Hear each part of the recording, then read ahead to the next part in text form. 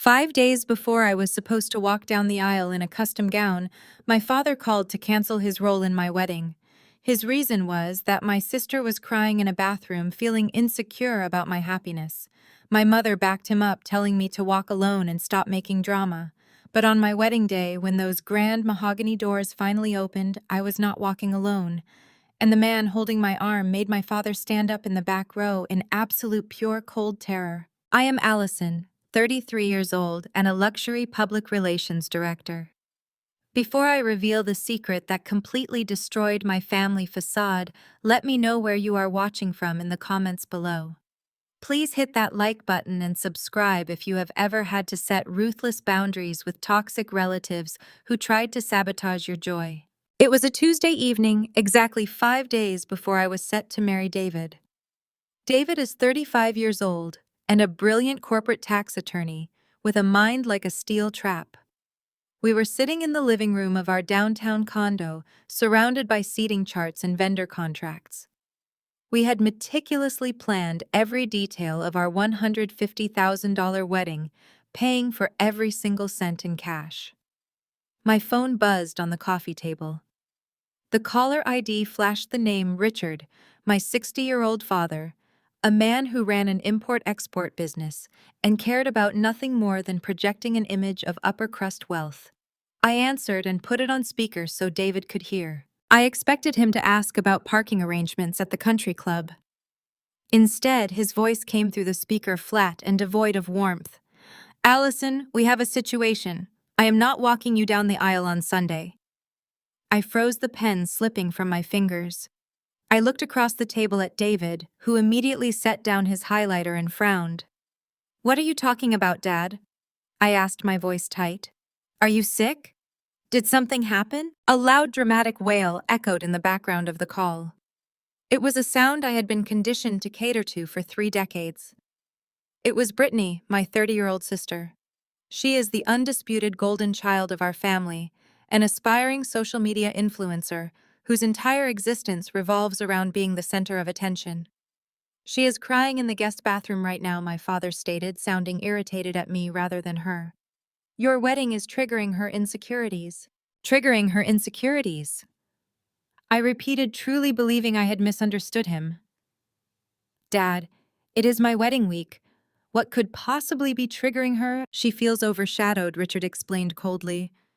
"She says your extravagant hotel venue and the massive guest list are deliberately designed to make her look bad. She feels like you are trying to outshine the wedding we threw for her 3 years ago. Therefore, I need to stay by her side during the ceremony to offer emotional support. You will just have to walk yourself down the aisle. Do not make a fuss about it." The sheer audacity of his words knocked the breath out of me. David reached across the table and took my hand, his grip firm and grounding. "Dad," I said, forcing my voice to remain perfectly level. "3 years ago, when Brittany married Jamal, I spent thousands of dollars on a hideous dress just to appease her. I ran around for 10 hours fixing her makeup, wrangling her guests, and making sure her day was flawless. I stood quietly in the background while you gave a 20-minute toast, calling her the light of your life. Now 5 days before my wedding, she throws a tantrum in a bathroom, and you are backing out of walking me down the aisle." My father scoffed. "You are being completely unreasonable, Allison. Brittany is highly sensitive. You have always been the cold and calculating one. You do not need emotional support the way she does. You run a PR firm, for crying out loud. You handle pressure every day. This is just a ceremonial walk. It means nothing." "It means you are choosing her ego over my milestone," I countered, feeling the familiar ice forming over my heart. "You are punishing me because she cannot handle not being the star of the show for one single afternoon." "Listen to your tone," my father snapped, the anger now palpable in his voice. "This is exactly why your sister is crying. You lack empathy. You have always been selfish, throwing your money around with this ridiculous luxury wedding just to make a point. We are not having this discussion. I am stepping down from the bridal procession, and that is final." David leaned closer to the glowing screen of the cell phone. "Richard," David said calmly, his voice slicing through my father's bluster. "Allison and I have paid for this entire event without your money. We accommodated your guest list. If you pull out now because Brittany is throwing a tantrum, you will embarrass yourself in front of 200 guests. My father sneered through the speaker. Do not threaten me, David. You might be a hotshot lawyer, but you do not dictate how I handle my daughters. Brittany needs me, and I will not abandon her, because Allison demands a picture-perfect moment. I stared at the glowing screen of my phone, realizing that logic would never work with a man who had spent 30 years enabling a narcissist. You are abandoning me, I pointed out. I am teaching you a lesson about family solidarity, he shot back. You need to learn the world does not revolve around your accomplishments. Your sister is in pain. If you cannot be a supportive sister, then you do not deserve a father giving away the bride moment. Just accept the change in plans. Before I could respond to my father, there was a sharp rustling sound on the other end of the line. The phone was snatched away, and my mother's voice pierced through the speaker. Patricia had a unique way of speaking that always made you feel like you were the one losing your mind. Allison, you need to lower your voice and stop acting like such a bridezilla. Patricia scolded, her tone dripping with that manufactured maternal disappointment she had perfected over the decades. Your father is perfectly right. You are being completely selfish as usual. We are trying to manage a delicate emotional crisis here, and you are throwing a fit over a ceremonial walk. It is highly unbecoming of a woman your age. I stared at the phone, my jaw clenching so hard my teeth ached. I am not yelling, Mom. I am simply stating facts. I am 5 days away from my wedding, and my father is casually dropping out because my 30-year-old sister is throwing a tantrum in a bathroom. It is not a tantrum, Patricia snapped immediately. Brittany is experiencing a severe anxiety attack. She feels entirely inadequate right now, and you are parading your wealth around just to rub it in her face. You know she struggles with self-esteem. Why must you always make everything a competition? David shifted in his chair, his eyes narrowing. He leaned toward the phone, but I held up a hand to stop him. This was a battle I had fought my entire life, and I needed to finish it. A competition. I asked, my voice dropping to an icy whisper. Mom, David and I have worked 80-hour weeks for years. We saved diligently. We are paying $150,000 in cash for this wedding. Every single floral arrangement, every catered meal, every hour of the venue rental is coming out of our own pockets. We never asked you for a dime. Money does not buy class. Allison, my mother retorted, entirely missing the point. You are just showing off. It is materialistic, and frankly, it is vulgar. Vulgar. I let out a sharp, bitter laugh. Let us talk about vulgar, Mom. 3 years ago, when Brittany got married, you and Dad did not pay for a single thing either. But you did not let her pay for it. Instead, you cornered Jamal and emotionally blackmailed him into funding a massive $250,000 spectacle. I heard my mother gasp, but I refused to stop. Jamal is a 34-year-old venture capitalist. He is a brilliant, self-made African-American man who worked hard for his wealth, and you treated him like an open checkbook. You forced him to pay for Brittany's designer gown, the imported flowers, and the carriage ride, all while you and Dad took the credit in front of your country club friends. David and I are paying for our own wedding with our own money, and you have the nerve to call me vulgar. How dare you bring Jamal into this? Patricia hissed, her voice trembling with rage. Jamal is family. He was happy to provide for his wife. Brittany deserves to be treated like a princess. But you are deliberately trying to upstage her. You booked the most expensive hotel ballroom in the city just to make her feel like her wedding was inferior. Her wedding was at a private estate, Mom.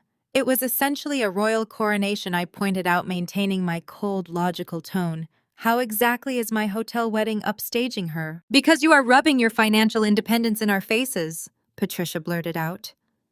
She stopped abruptly, realizing she had said the quiet part out loud. For my mother, my ability to survive and thrive without their financial control was the ultimate insult. They could not threaten to cut funding, so they resorted to emotional sabotage. Patricia quickly cleared her throat, pivoting back to her gaslighting tactics. That is not what I meant. What I mean is that the optics of your event are highly insensitive. It is just too much flash, Allison. It is severely damaging your sister's mental health. She cannot even bear the thought of standing in that opulent ballroom and watching everyone lavish attention on you. Then she can stay home, I said bluntly. If my wedding is so traumatic for her, she is formally uninvited. Problem solved. Dad can walk me down the aisle and Brittany can protect her peace in her own house. Absolutely not. Patricia yelled, her voice echoing shrilly through our living room. We are a family. We appear together. We do not exclude people. If you ban your sister from your wedding, your father and I will not attend either. You will be entirely cut off. You just said Dad is not walking me down the aisle anyway. I reminded her, the logical loops of her argument making my head spin. He will attend, but he will not participate in the procession, Patricia corrected, scrambling to maintain the upper hand. Unless you are willing to make a reasonable compromise for the sake of family harmony. What compromise? David asked, speaking up for the first time since my mother took the phone. His tone was perfectly polite, the exact voice he used when cross-examining a hostile witness during a tax deposition. Patricia seized the opening, clearly believing she had found a reasonable audience in my fiancé. David, thank you for stepping in. You are a sensible man. You must see how out of hand this has gotten. The solution is simple. You need to cancel the hotel ballroom. Cancel the ballroom. 5 days before the wedding, I asked, my voice deadly calm. Yes, Patricia said, her voice dripping with artificial sweetness, completely convinced her logic was flawless. Cancel the grand reception. It is too ostentatious anyway. You can move the entire event to your Uncle Carl's backyard. He has a lovely patio and a decent lawn.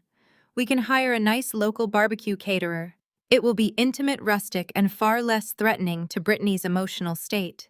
If you downgrade the venue to a simple backyard barbecue, Brittany will not feel overshadowed.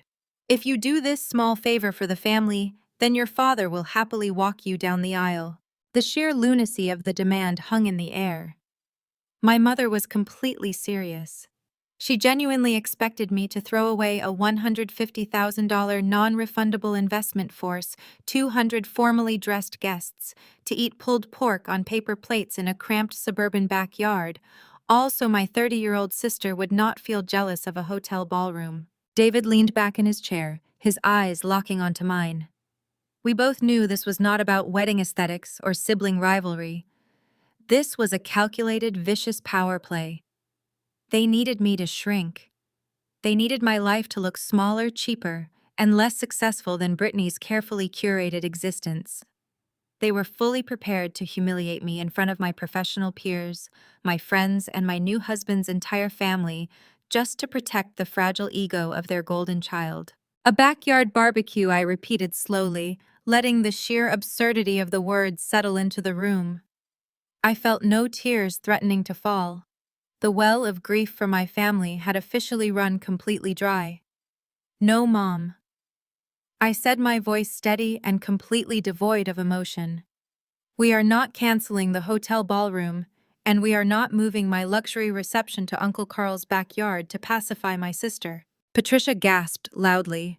How dare you speak to your mother with that tone? I am offering you a perfectly reasonable solution to save your family from falling apart. Before she could launch another tirade, I heard a scuffle. Richard had snatched the phone back from her. His breathing was heavy, echoing through the speaker of my phone with a rough, aggressive edge. Listen to me very carefully, Allison, my father growled. You have pushed us too far. You think you are so smart with your fancy public relations firm. But you are about to learn what happens when you cross your blood. If you do not comply, your mother, your sister, and I will attend as strangers. We will wear black, sit in the very back row, and watch you walk down that aisle completely alone. Let us see how humiliated you feel then. The line went dead. A harsh, abrupt click filled the silence of my living room. I sat perfectly still. For a moment, the only sound was the distant hum of city traffic outside. For 33 years, I had dreaded exactly this kind of total rejection. I spent my entire life contorting myself to avoid triggering my family's wrath.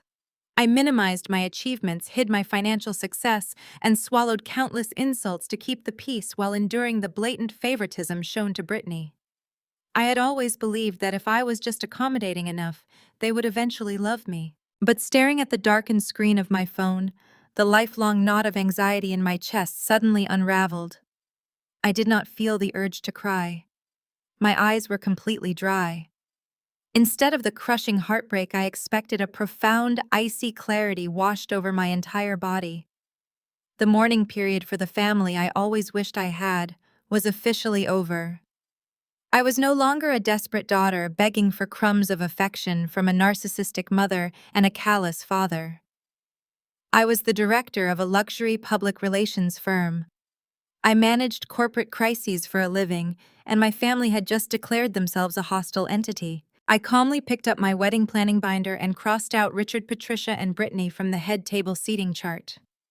I reassigned them to the furthest possible corner of the grand ballroom. David watched me execute this task with quiet intensity. He did not offer empty platitudes or pitying hugs. He knew me too well for that.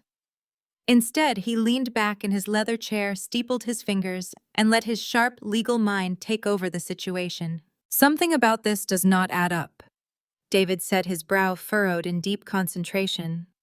He analyzed the interaction precisely the way he dissected fraudulent corporate tax returns. "What do you mean?" I asked, closing the binder. "They are just trying to hurt me. It is their standard operating procedure." "No, Allison, think about it," David insisted, his voice dropping into that focused, analytical cadence he used during high-stakes litigation. "Your father is absolutely obsessed with appearances. His entire identity is tied to looking wealthy, successful, and in absolute control. Why would a man who cares so deeply about high society optics deliberately choose to wear funeral black and sit in the back row of a luxury wedding? It makes him look terrible. It invites questions from his peers. It exposes his dysfunction to the exact people he tries to impress." I paused, considering his words carefully. David was entirely right. Richard loved taking credit for my successes. He should have been thrilled to play the proud patriarch at a luxury gala. "And demanding a backyard barbecue," David continued, shaking his head. "That is the most glaring red flag. Your mother hates your Uncle Carl's backyard. She complains about the cheap plastic lawn chairs every single 4th of July. She would never willingly host an event there, let alone a wedding she has to invite her wealthy friends to attend. This entire tantrum from Brittany is a complete smokescreen." "You think they are faking the anxiety attack?" I asked, feeling a new layer of cold realization forming. "I think the anxiety is real, but it has absolutely nothing to do with a hotel ballroom," David replied. "They are trying to force you to cancel the big event. They want you to drastically reduce the guest list, isolate yourself, and hide away in a cheap suburban backyard. They are deliberately staging this explosive fight to make you feel guilty, hoping you will cave to the pressure and pull the plug on the grand reception." "But why?" I asked. "What could they possibly gain by forcing me to cancel my wedding venue?" "They are trying to avoid someone or something at that hotel," David concluded, his voice steady and grave. "Someone on our guest list terrifies them. They are willing to completely destroy their relationship with you to stop it. We need to look at exactly who is RSVPing to this wedding." I pulled out my phone again, my mind racing through the hundreds of confirmed attendees. We had corporate executives and friends from every sector of the city. But as I scrolled through the names, one specific connection jumped out at me like a blaring siren. The realization hit me with the force of a freight train, connecting my parents' sudden desperation to a massive financial web. Just then, my phone buzzed loudly in the palm of my hand.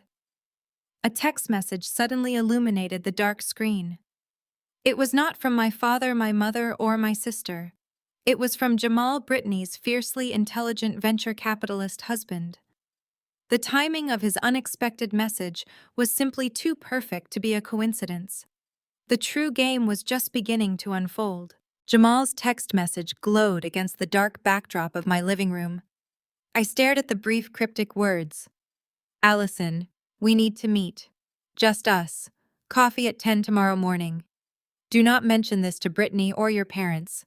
Things are not adding up on my end." I showed the screen to David. His jaw tightened silently, confirming our suspicions. I typed a quick confirmation, agreeing to meet him at a discreet cafe. Setting my phone down, I felt the heavy pressure of a storm gathering. The next morning, 4 days before my wedding, the storm made landfall.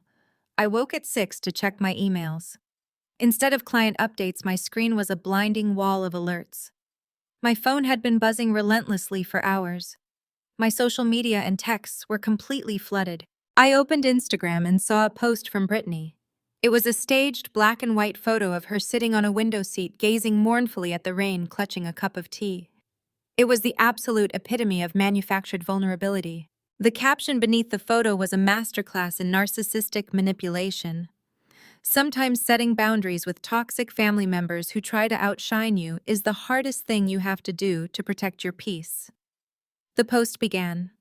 Mental health is a silent battle.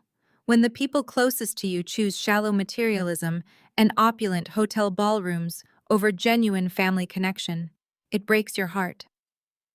I am taking a step back from certain wedding festivities this weekend to protect my emotional well-being. Thank you to my incredible parents for standing by my side and prioritizing my anxiety over a selfish display of wealth. Remember to cut out toxicity even if it shares your bloodline. I read the words twice, letting the sheer toxicity of her public performance wash over me. She had done it. She had launched a preemptive strike, painting herself as the fragile, abused victim of my supposedly monstrous materialistic ego. She completely omitted the fact that I was paying for everything myself.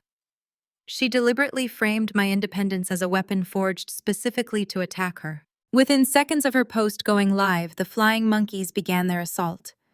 These flying monkeys were my extended relatives who orbited my parents and fed off their fabricated drama. My text inbox was a digital firing squad. Aunt Carol sent a massive paragraph.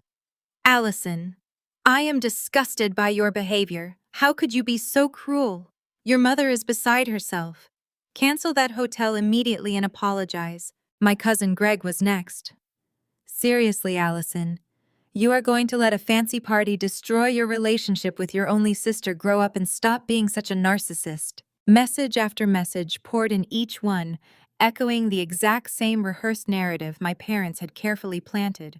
They called me heartless. They called me toxic. They demanded I bend the knee, cancel my wedding venue, and beg for forgiveness for daring to have a celebration that my sister did not personally control. In the past, reading these vicious messages would have sent me into a spiral of panic and self-doubt. I would have spent hours drafting long, desperate apologies, trying to explain my side of the story, begging them to see the truth. But as I sat in my quiet bedroom watching the vitriol fill my screen, I felt absolutely nothing but a cold, surgical precision. The old Allison, the eager-to-please daughter, was dead. The luxury public relations director was fully in charge. In the corporate world of crisis management, when a hostile entity launches a coordinated smear campaign, you do not engage in an emotional mudslinging contest. You do not negotiate with terrorists, and you absolutely do not hand over the microphone by validating their lies with a response. You control the narrative by completely severing their access to your platform. I did not type a single defense. I did not post a rebuttal. I did not shed a tear. I simply opened my contacts and began implementing the first phase of my ironclad boundary. Aunt Carol, block. She would not get another second of my time. Cousin Greg, block. He was always a pawn anyway. Uncle Carl, block. I moved through the list with methodical, ruthless efficiency. I blocked their phone numbers. I blocked their social media profiles. I restricted their access to my email. Within 10 minutes, I had electronically eradicated my entire extended family from my existence. The digital silence that followed was profoundly beautiful. I got out of bed, showered, and dressed in my sharpest tailored suit. I applied my makeup with a steady hand, secured my hair, and walked out the door. When I arrived at my public relations firm, I strode past the reception desk with absolute focus. My team was already waiting in the main conference room for our morning briefing. "Good morning, everyone," I said, taking my seat at the head of the long glass table. My voice was crisp and commanding. "We have a major product launch for our top client tomorrow, and I want zero distractions. I am treating my personal life like a hostile corporate takeover, and my family is currently the opposing counsel. Do not put through any calls from anyone sharing my maiden name. If they show up at the lobby, security is to escort them off the premises immediately." My team nodded, accustomed to my direct leadership style. I compartmentalized the impending wedding disaster with frightening ease. I directed client campaigns, approved press releases, and managed multi-million-dollar budgets without breaking a sweat. Every time my mind tried to drift back to Brittany's pathetic Instagram post or my father's cruel threats, I visualized a heavy steel vault locking those thoughts away. They wanted me to break. They wanted me to call them crying, begging them to attend my wedding offering to cancel the ballroom just to stop the public humiliation. But they had vastly underestimated the monster they created. By treating me like a corporate enemy, they had forced me to fight back using the only language they respected: absolute total annihilation. As the clock on my wall edged closer to 10 in the morning, my focus shifted entirely to the upcoming coffee meeting with Jamal. Whatever secret he had stumbled upon, I knew Jamal held the key to destroying my family's facade. I grabbed my designer coat, adjusted my posture in the reflection of the glass doors, and walked out of the building to meet my brother-in-law, ready to arm myself for war. The discreet corner cafe was located just 3 blocks from my public relations firm. It was a dark, quiet establishment favored by corporate executives who needed to conduct off-the-record discussions. As I pushed through the heavy wooden doors, my eyes immediately scanned the dimly lit room. I spotted Jamal sitting at a small table tucked away in the back booth. He was dressed in a sharp-tailored charcoal suit, his posture rigid and commanding. Jamal was a highly successful African-American venture capitalist who evaluated multi-million-dollar startup pitches for a living. He had built his vast fortune by reading people, detecting inconsistencies, and trusting hard data over emotional manipulation. He was not a man easily fooled. I approached the table with my guard fully raised. I fully expected him to be another emissary sent by my parents to scold me about Brittany's fragile mental state. I braced myself for a lecture on family harmony and sisterly duties. I took a steadying breath, preparing myself internally, ready to deliver a cold professional shutdown. Jamal stood up as I approached, extending a hand rather than offering a familial hug. I appreciated the professional boundary. I took his hand, noting the serious, almost grim expression on his face. "Thank you for meeting me on such short notice, Allison," Jamal said, his voice low and incredibly focused. "Please have a seat. I ordered you a black coffee." I slid into the leather booth, keeping my designer purse on my lap like a protective shield. I looked him dead in the eye, wasting absolutely no time on pleasantries. "Jamal, if you are here to tell me about Brittany's sudden devastating anxiety over a hotel ballroom, you can save your breath. I am not canceling my wedding venue, and I am not negotiating with emotional terrorists. If my parents want to boycott my wedding to comfort her, they are more than welcome to stay home." Jamal did not blink. He did not look angry. Instead, a heavy, exhausted sigh escaped his lips. He leaned forward, resting his forearms on the polished wooden table. "I am not here to defend my wife," Jamal stated, his voice completely devoid of the usual protective warmth he reserved for Brittany. "I saw her ridiculous Instagram post this morning. I know exactly how she operates when she wants attention. I am a venture capitalist, Allison. I look for patterns, and the patterns in your family are screaming at me. I am not here to convince you to change your wedding plans. I am here because the math is not mathing, and I need you to give me a straight answer." My defensive posture faltered slightly. The sheer intensity in his dark eyes caught me completely off guard. He was not acting like a devoted husband blindly defending his wife. He was acting like an investor who had just discovered a massive discrepancy in a financial audit. "What do you mean the math is not mathing?" I asked, my voice dropping to match his serious tone. Jamal looked around the quiet cafe to ensure no one was listening. He took a slow sip of his espresso before locking his gaze onto mine. The tension in the air was thick enough to cut with a knife. "Yesterday evening, your parents came over to our house for an emergency dinner." Jamal began, measuring every single word carefully. "Brittany had been crying all afternoon. Richard and Patricia sat me down in the living room. They looked completely distraught. They told me that you and David had made a terrible financial mistake. They said you had booked a luxury hotel ballroom that you absolutely could not afford just to show off to David's wealthy corporate colleagues." I stared at him, my heart beginning to pound a slow, heavy rhythm against my ribs. I did not interrupt. I needed to hear exactly what narrative my family had concocted. "Brittany told me you were drowning in credit card debt for this wedding." Jamal continued, his voice steady. but carrying an undercurrent of deep suspicion. She sat on our couch weeping and said you were begging your parents for cash to cover the final vendor deposits. According to your father, you were on the verge of total bankruptcy, and the hotel was threatening to cancel your entire wedding by Friday if you did not pay the remaining balance. The sheer audacity of the lie hit me with a physical force. My parents had not just called me selfish, they had fabricated an elaborate, desperate story about my financial ruin. They were painting me as a pathetic, materialistic failure who had bankrupted herself for a party. Is that true? Jamal asked, his dark eyes piercing right through my shock. Are you and David drowning in debt? Are you begging Richard and Patricia for a financial bailout to save your wedding? I sat perfectly still. The cafe around me seemed to fade into a blur. I thought about the $150,000 sitting safely in our joint checking account. I thought about the vendor receipts all paid in full months ago. I thought about the fact that I had not asked my parents for a single dime since I was 18 years old. The realization that my family had sat in Jamal's living room and orchestrated this massive calculated lie was staggering. They had weaponized my wedding, inverted the truth, and portrayed my independence as a catastrophic failure. They had used my supposed desperation to manipulate Jamal. But why? Allison? Jamal pressed, his voice tightening with urgency. Look at me. Did you beg your father for money? I finally found my voice. It emerged as a cold, sharp blade. Jamal, David, and I have paid for 100% of our wedding. Every single cent was paid in cash. We do not have a single dollar of credit card debt. The hotel was paid in full 6 weeks ago.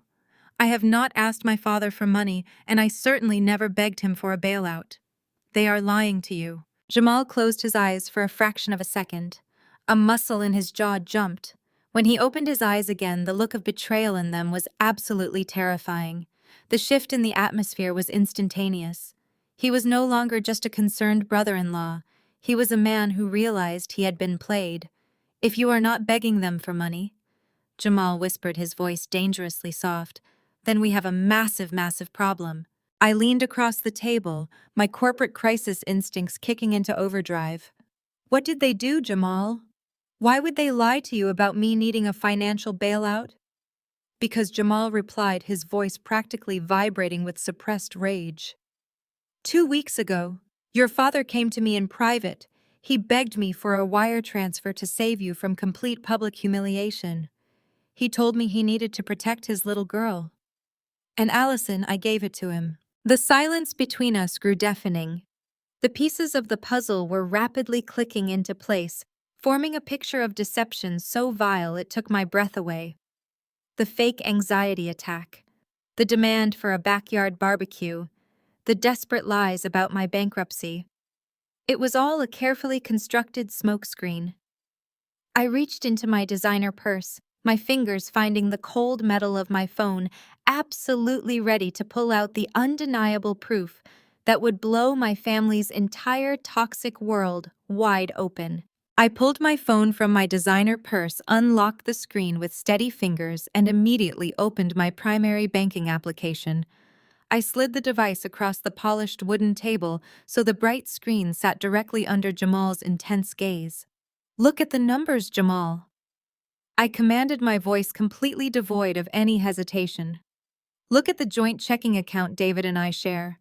Look at the credit card balances. Every single one is sitting at a perfect zero. I swiped to the next screen, bringing up my dedicated wedding budget spreadsheet, which was linked directly to our bank statements. Here are the vendor invoices. The hotel ballroom was paid in full 6 weeks ago. The florist, the high-end caterer, the string quartet. Every single expense is completely zeroed out. I have not missed a single payment, and I have absolutely never faced any threat of cancellation from any vendor. Jamal stared at the glowing screen. His dark eyes darted back and forth across the undeniable digital proof of my financial stability. I watched his broad shoulders stiffen. The muscles in his neck jumped as he clenched his jaw. He reached out and scrolled through the transactions himself, his thumb swiping through months of responsible cash-based payments. He was searching for a lie, but finding only the absolute truth. You did not ask Richard for a financial bailout. Jamal whispered, his voice sounding hollow as if the air had been violently sucked from his lungs. You did not call him 2 weeks ago crying because the hotel was threatening to sue you for breach of contract. I have never cried to my father about money in my entire adult life, I replied firmly. I am 33 years old. I direct a successful luxury public relations firm. David is a corporate tax attorney. We do not bounce checks, Jamal.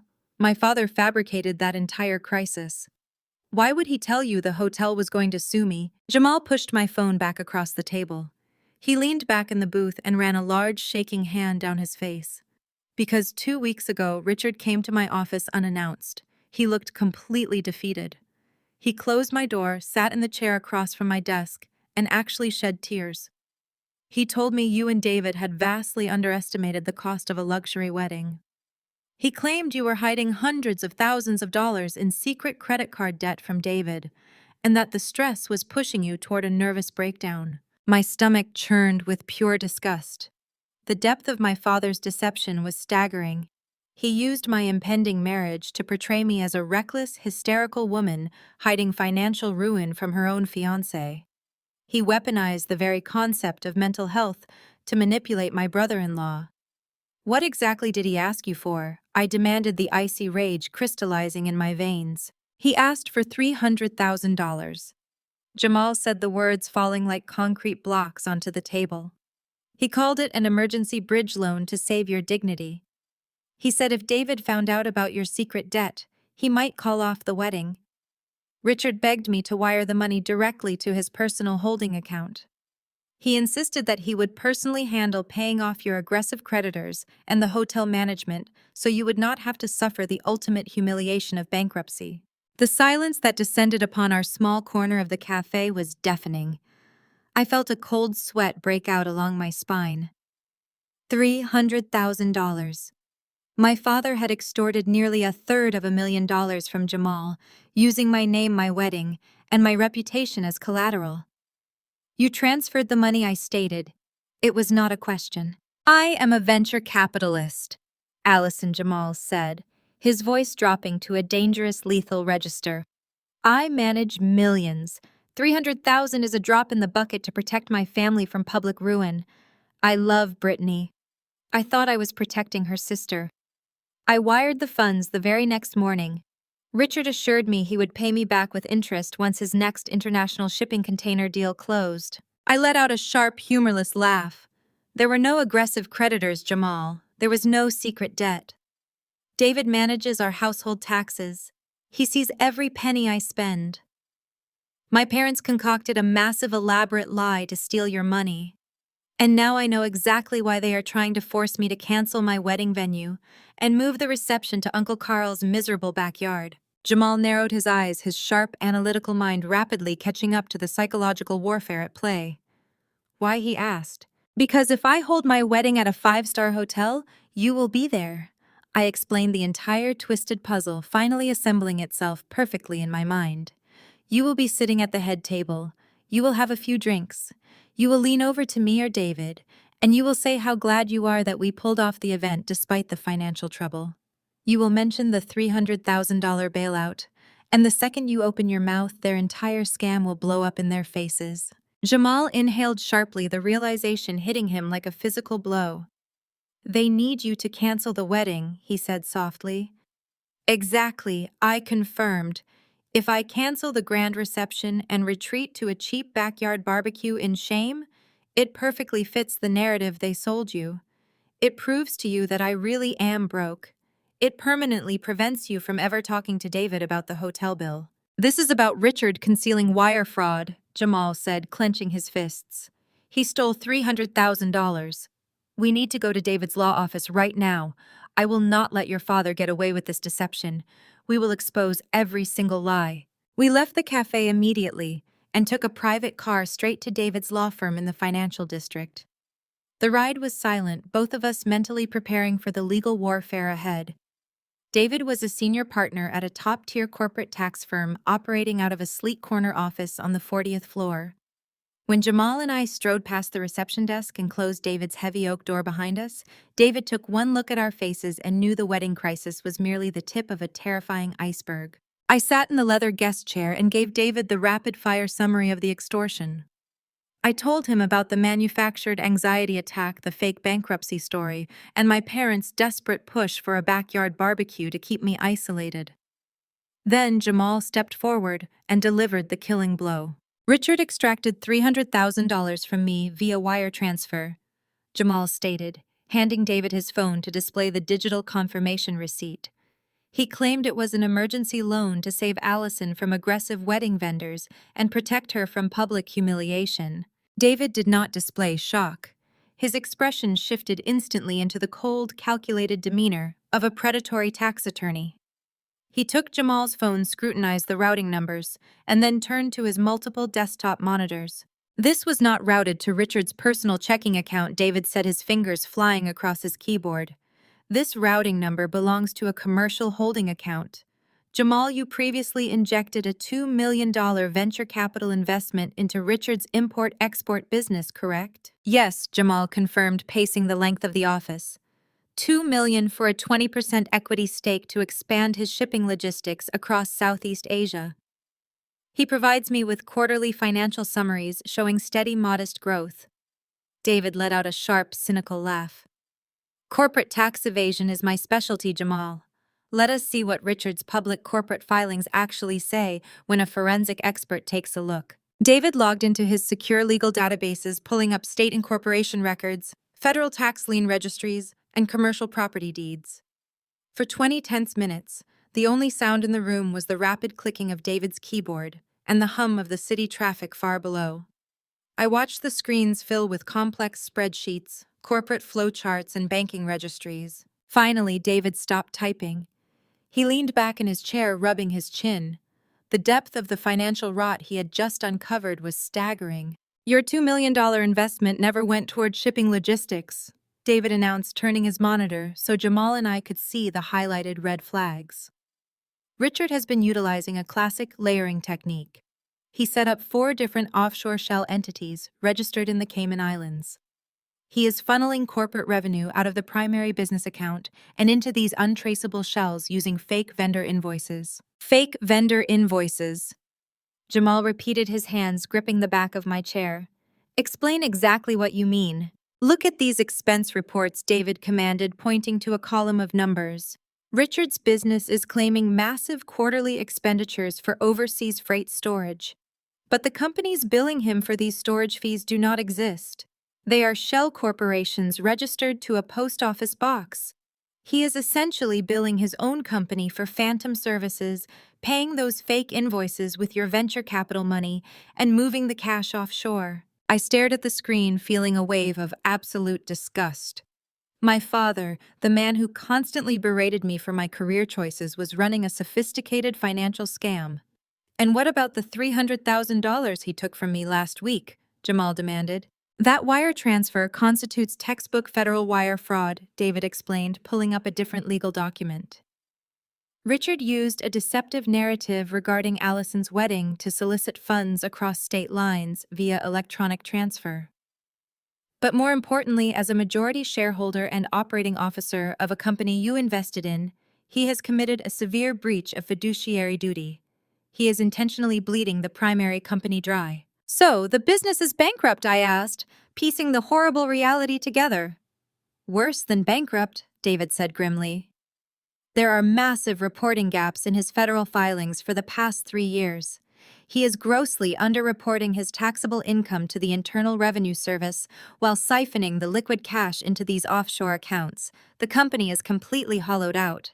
If his creditors call in their debts today, the entire import-export business collapses instantly. Jamal's dark eyes flashed with an intense, burning fury.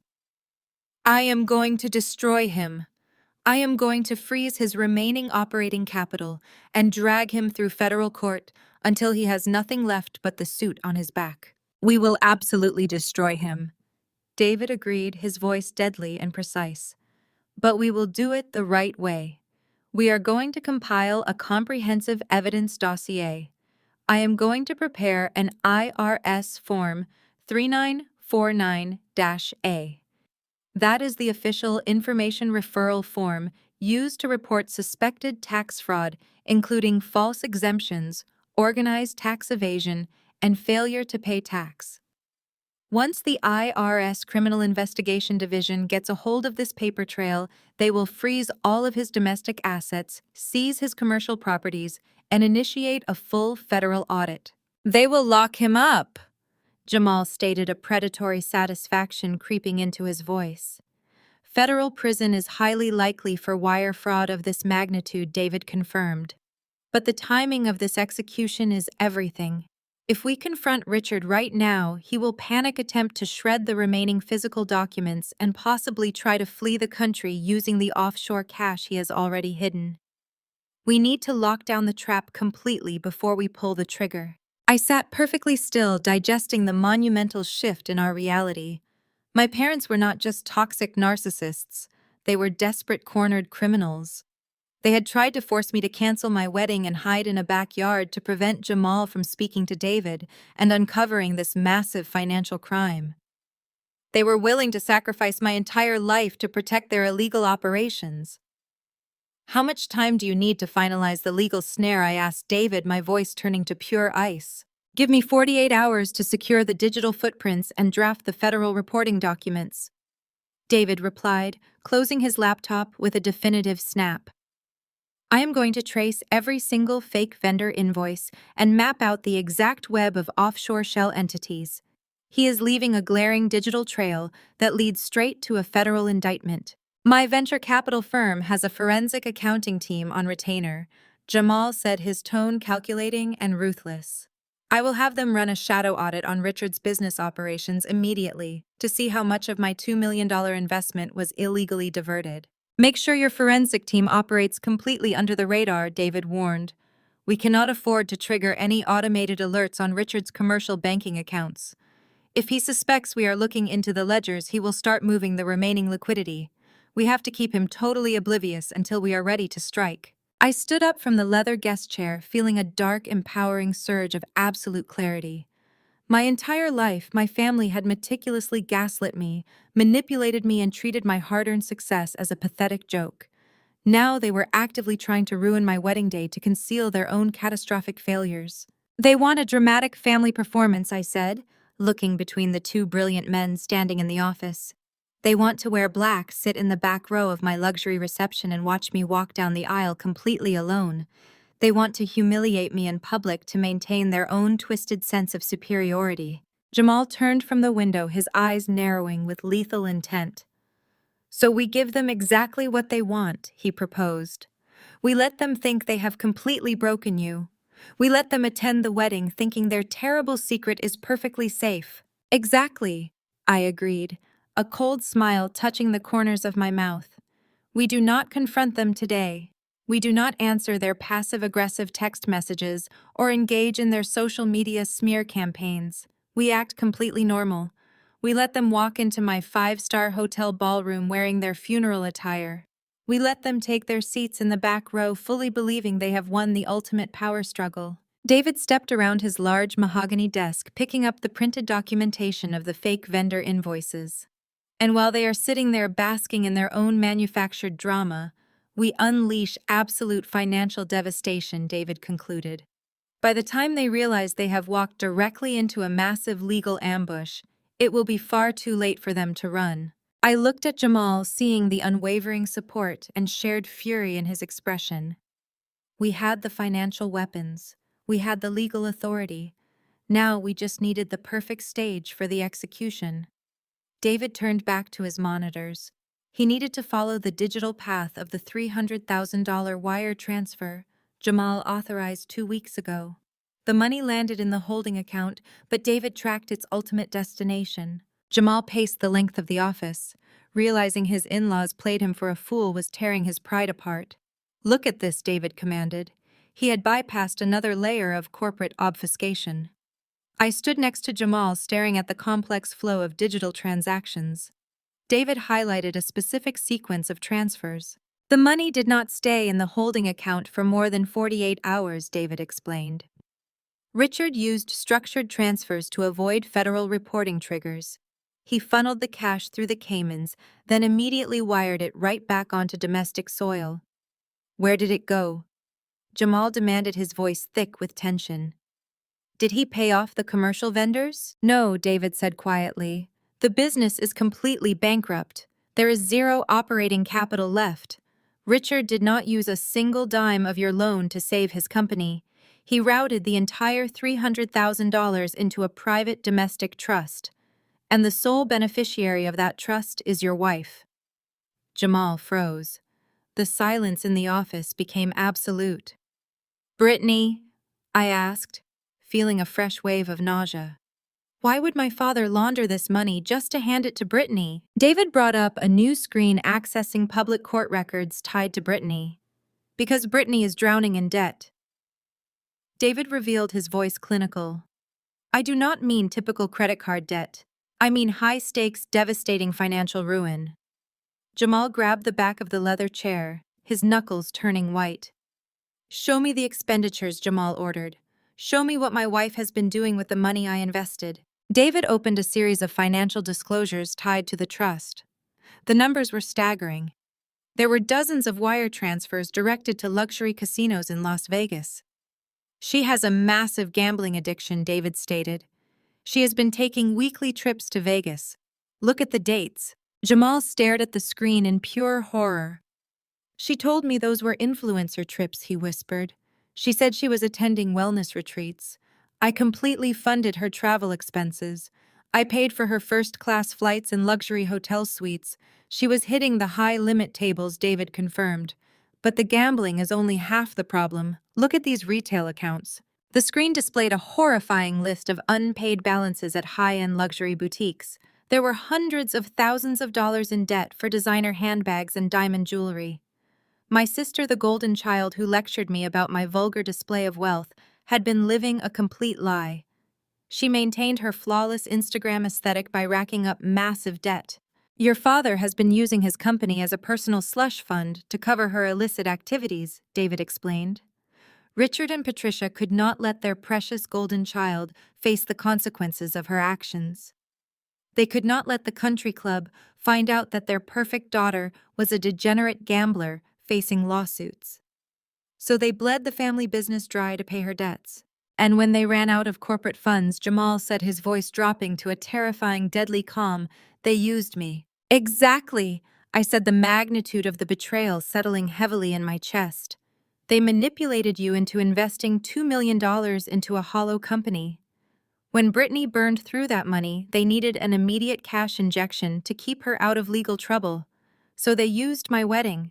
They fabricated a crisis about me going bankrupt to extort another $300,000 from you. Jamal turned away from the monitors. He walked over to the large window overlooking the city, bracing his hands against the glass.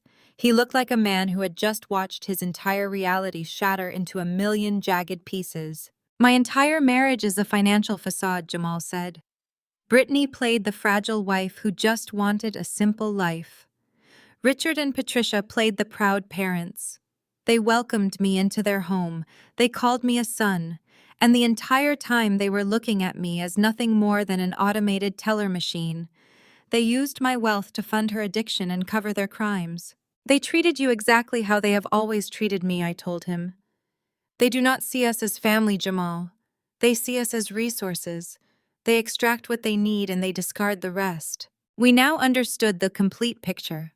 The fake anxiety attack over my hotel ballroom was a desperate, calculated maneuver. Richard and Patricia knew Jamal would be attending my luxury wedding. They knew he would mingle with David, a corporate tax attorney. They were absolutely terrified that if we all sat together and started sharing stories, the lie about the $300,000 bailout would instantly collapse. They needed me to cancel the wedding, I murmured. They needed me to hide away in a cheap suburban backyard because a humiliating event would prevent Jamal from ever talking to David. It was the only way they could keep the gambling, the debt, and the wire fraud a complete secret. Jamal slowly turned around from the window. The grief and shock had vanished from his face, replaced by a cold, predatory resolve that mirrored my own. The venture capitalist who had built an empire from the ground up was officially awake, and he was ready for blood. I am going to cut her off, Jamal declared, his eyes merciless. I am going to freeze every single joint account. I am going to cancel her platinum cards, and I am going to serve her with divorce papers so fast her head will spin. She wants to play the victim on social media. I will give her something real to cry about. Jamal reached into his tailored suit jacket and pulled out his phone. His thumb hovered over the screen, ready to initiate the call that would scorch the earth. I could see the muscles in his jaw ticking. He was seconds away from dialing Brittany and unleashing a tidal wave of fury that would alert Richard and Patricia to our discovery. David moved with the calculated speed of a litigator. He stepped forward and placed his hand over Jamal's phone, pressing it down toward the mahogany desk. "Wait!" David commanded, his voice sharp and authoritative. "If you call your wife right now, you blow our only advantage. She will immediately panic and call Richard. The second Richard knows we have uncovered the fake vendor invoices and the offshore shell accounts, he will initiate a digital scrub. He will destroy the ledgers, move the cash out of the Cayman entities, and attempt to flee the jurisdiction. We cannot give him a head start. We need airtight federal evidence before you make a move." Jamal glared at David, betrayal radiating from his rigid posture. "I am not going to play house with a woman who uses my marriage as a cover for her gambling addiction. I refuse to shake Richard's hand and call him family while he bleeds my investment dry to fund her retail debts. I am driving to their house right now to confront them." I stood rooted to the spot, listening to their heated exchange. My mind was racing, shuffling through the events of the past week like a high-speed projector. I thought about the guest list and the seating chart I had agonized over. I had seated Jamal and Brittany alongside three of Jamal's elite venture capitalist partners. I placed Richard and Patricia at the adjacent table, surrounded by high-profile corporate executives and wealthy investors. The final piece of the psychological puzzle snapped into perfect clarity. The truth hit me with such intense physical force that I braced my hand against the guest chair. "Jamal, stop," I said, my voice echoing with icy certainty. "It is not just about you and David comparing notes. It is about your business partners." Both men turned to look at me, their arguments halting. I looked into Jamal's eyes. "Think about the guest list for Sunday. You invited three top venture capitalist partners. These are brilliant men who operate in the same high-stakes financial circles as you. Richard and Patricia know they are attending. They know David's colleagues from the corporate tax firm are attending. My parents are terrified. They are not boycotting my wedding because Brittany feels sensitive about a grand hotel ballroom," I explained. "They are boycotting because they are terrified of being in a room filled with financial titans. If you, David, and your partners start mingling at the cocktail hour, the conversation will inevitably turn to business. My father knows that if he stands in that opulent ballroom, someone might casually mention the $300,000 wedding loan. He knows his entire fabricated bankruptcy story will unravel in minutes." David nodded slowly, the horrific brilliance of my parents' strategy dawning. "That is why they demanded you cancel the hotel and move the wedding to a suburban backyard. They wanted to physically isolate the key players and drastically shrink the audience. They deliberately created an emotional crisis to force my hand." I continued. "They wanted me to cancel the large reception and retreat into Uncle Carl's backyard in total shame. They calculated that if I caved to their gaslighting, I would be so humiliated and broken that I would avoid speaking to anyone. Jamal would pity me for being a financial failure. David would be furious about the ruined wedding, and the truth about their federal wire fraud would remain safely buried under a pile of manufactured family drama. They were perfectly willing to destroy my milestone and humiliate me publicly, all to build a protective fortress around their crimes." Jamal gripped the edge of the desk, his knuckles turning white. The sheer evil of their calculation was almost too much to process. "They weaponized your big day to cover their tracks. I am not waiting. I am going to tear their entire world apart today." "No," I said, stepping right in front of him. My voice was no longer that of a grieving daughter. It was the voice of a woman who had finally been pushed past the point of no return. "You are not going to confront them today, Jamal." He stared down at me, his chest heaving with anger. "Why should I give them another minute of peace? Because I want them to feel exactly what they tried to make me feel." I declared, locking eyes with him. I have spent 33 years watching my parents prop Brittany up on a pedestal while they treated me like a worthless afterthought. I have spent my entire life swallowing their insults to keep the peace. They pushed me to the edge, expecting me to break. Now I am going to break them. I turned to David, who was watching me with respect. We let them play their roles, I instructed smoothly. We do not answer their angry text messages. We do not engage with the flying monkeys on social media. We let them believe their toxic manipulation worked perfectly. We let them put on their black clothes, march into my wedding, and sit in the back row thinking they won the power struggle. Jamal slowly released his grip on the desk, a dark, understanding smirk replacing the blind fury on his face. You want to trap them publicly. I want to trap them in front of everyone they have ever tried to impress, I confirmed coldly.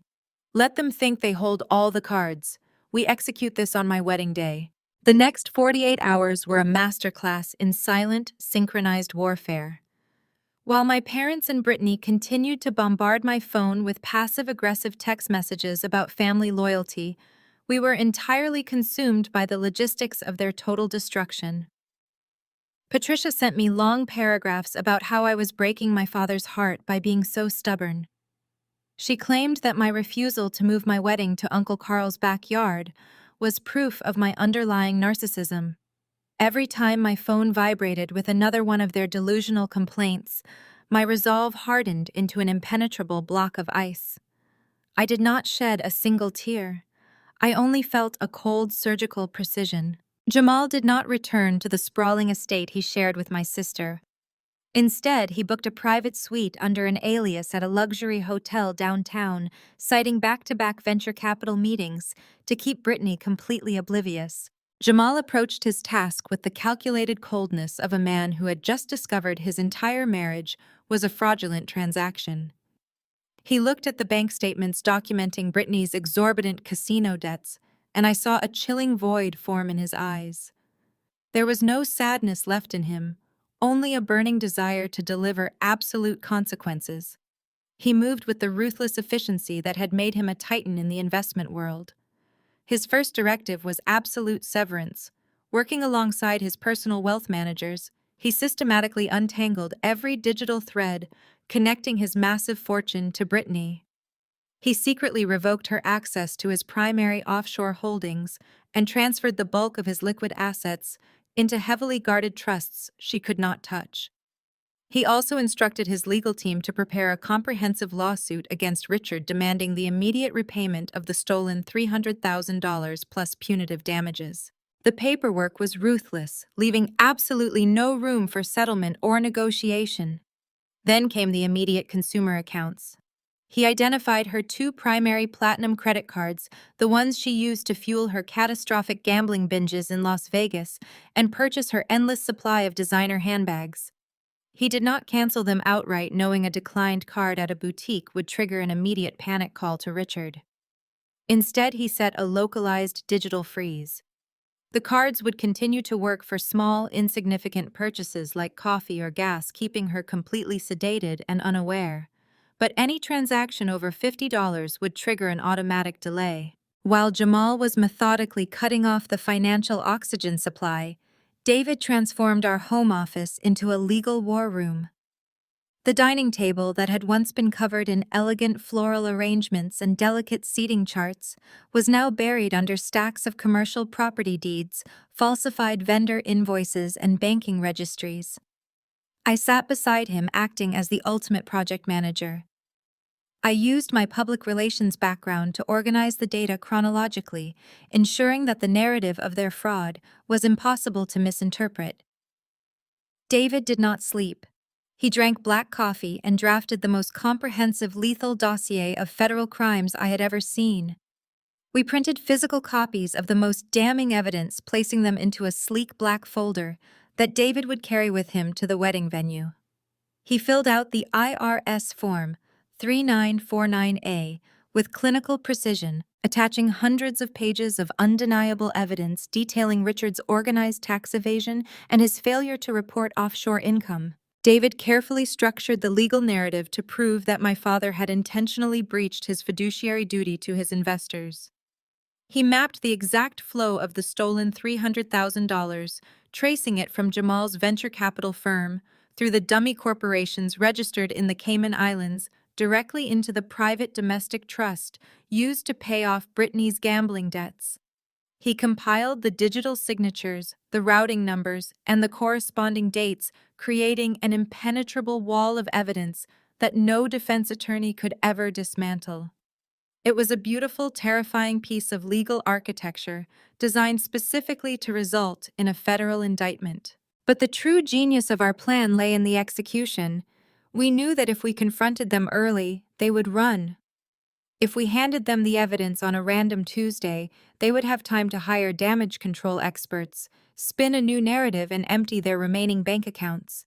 We needed them trapped in a public setting where they could not scream "run" or call for their lawyers without humiliating themselves in front of the exact high society peers they worshipped. We needed a digital dead man's switch. Everything was ready. We were prepared. Sitting together in David's office on Thursday night, just 3 days before the ceremony, we coordinated the timing down to the precise second. Jamal contacted his private banking liaisons and set a synchronized block on every single account tied to Brittany. He programmed the absolute freeze to take effect on Sunday at exactly 3 o'clock in the afternoon. At that exact moment, every credit card in her wallet would become a useless piece of plastic. All joint checking accounts would be locked, and a formal notice of legal separation would be automatically emailed to her personal inbox alongside an immediate eviction notice from all properties owned solely by Jamal. Simultaneously, David finalized his digital assault. He loaded the massive dossier of tax fraud and wire extortion into an encrypted email server. He addressed the files directly to the Internal Revenue Service Criminal Investigation Division, copying the federal prosecutor's office and Richard's remaining corporate creditors. David then programmed the secure server to release the emails at 3 o'clock on Sunday afternoon. Finally, he drafted a separate direct email to my father, attaching the IRS reporting forms and the wire fraud evidence, ensuring Richard would know exactly who had driven the final nail into his coffin. I watched the countdown timer initiate on the bright screen, feeling absolutely no guilt. The trap was perfectly set. Everything was now perfectly aligned for their absolute ruin. Sunday morning arrived with sunshine pouring through the floor-to-ceiling windows of the bridal suite. The space was a masterpiece of opulent design featuring vaulted ceilings, crystal chandeliers, and expansive mirrored walls. Makeup artists and hairstylists moved around me with quiet, practiced efficiency, laying out rows of expensive cosmetics and styling tools on the marble vanity. My bridesmaids hummed with excited energy as they sipped mimosas from crystal flutes. They believed they were preparing me for the happiest day of my life. They had absolutely no idea that I was actually preparing for a public execution. I sat perfectly still in the plush velvet makeup chair, staring at my reflection. My hair was being pinned into an intricate updo, and a makeup artist was applying a soft, neutral palette to my face. I looked calm. I looked radiant. I looked entirely undisturbed by the fact that I was about to detonate a financial nuclear bomb on my own blood relatives in front of 200 wealthy guests. The magnitude of the impending destruction should have made me anxious, but my resting heart rate remained steady. The trap was locked, the timers were set, and all I had to do was play my role flawlessly until the clock struck 3. My phone, resting face up on the cool marble vanity, vibrated. The screen illuminated, flashing a new text message. The sender was Patricia. Even on the morning of my wedding, my mother could not resist twisting the knife one final time to ensure I felt small and inadequate. I picked up the device and opened the message, my eyes scanning the harsh, manipulative words she had typed. "We are on our way," the text read. "It is a real shame you chose pride over family today. We could have had an intimate gathering at your uncle's house, but you had to be selfish. Brittany is still incredibly fragile, but we are bringing her anyway to support you. I hope you enjoy your lonely walk down the aisle." I stared at the message, dissecting the layers of toxic manipulation woven into every sentence. In the past, reading those exact words would have triggered a panic attack. I would have locked myself in the bridal suite bathroom, ruined my professional makeup with desperate sobs, and frantically texted her back with long apologies. I would have begged her to see my perspective, begged her to understand how much her rejection hurt, and begged my father to change his mind and walk with me. I would have let them completely hijack my emotional state and ruin my entire wedding morning. But today, staring at the screen, I did not shed a single tear. My vision remained perfectly clear. My breathing did not hitch. The familiar crushing weight of daughterly guilt was absent, replaced by a smooth, impenetrable armor of absolute indifference. I watched the cursor blink on my screen, feeling the power of finally being completely immune to their emotional terrorism. I tapped the glass screen and composed my reply with terrifying clinical politeness. I did not defend my choices. I did not mention her cruel jabs. I simply typed, "Cannot wait to see you there." The seating arrangements are exactly as you requested. I hit send and set the phone back down on the marble counter. I knew exactly how that message would land. Patricia would read my cheerful, compliant response and smile, believing her gaslighting had worked. She would show the text to Richard and Brittany, and they would all congratulate themselves on successfully breaking my spirit. They would walk into the luxury hotel ballroom feeling invincible, completely unaware that I had just cemented them into their assigned seats at the back of the room, right within striking distance. As the stylist finished pinning my veil into place, I looked into my eyes in the mirror. My mind drifted back through the decades of my childhood. I remembered every time my parents had called me cold, unfeeling, and robotic. Whenever I did not react to their outbursts with the required level of compliance, they labeled me unloving. Whenever I pointed out their inconsistencies using simple logic, they accused me of lacking empathy. They weaponized my rationality, telling me I was a difficult, unnatural daughter who could never measure up to the warm, emotional, and sensitive nature of their golden child, Brittany. They used the word cold as a weapon to make me feel defective. But sitting in that bridal suite adorned in white silk and diamonds, I finally embraced the trait they despised. They were right about me. I could be ruthlessly cold. But my coldness was not a defect. It was a defense mechanism forged in the fires of their narcissistic abuse. And today I was using coldness to protect the people who actually mattered to me. I was using it to protect David, the brilliant tax attorney who loved me without conditions, and Jamal, the loyal brother-in-law they had so casually exploited and defrauded. I stood up from the velvet chair, smoothing my hands down the lace bodice of my custom gown. The silk trailed behind me as I walked toward the suite's bay window, looking out over the city skyline. At exactly 3 o'clock, the digital triggers David and Jamal had set would execute. The offshore accounts would lock, the federal tax evasion dossiers would transmit to the Internal Revenue Service, and Brittany's platinum credit cards would instantly decline. My bridesmaids gathered around me, adjusting my train and handing me my cascading bouquet. They smiled, telling me it was time to head down to the staging area outside the grand ballroom. I tightly gripped the stems of the fresh white orchids, feeling a surge of pure adrenaline course through my veins. The mourning period for the family I had lost was now completely finished. The executioner had finally arrived. I turned toward the suite doors, ready to walk down the aisle and deliver the final blow. From my own concealed vantage point on the mezzanine balcony overlooking the grand ballroom entrance, I watched the execution of their pathetic performance unfold. The luxury hotel staff had transformed the venue into an absolute masterpiece of modern elegance. Towering arrangements of white hydrangeas and orchids framed the heavy mahogany double doors. 200 distinguished guests wearing sharp tuxedos and elegant evening gowns mingled politely as they presented their invitations to the impeccably dressed ushers. The atmosphere was a blend of high society sophistication and joyful anticipation.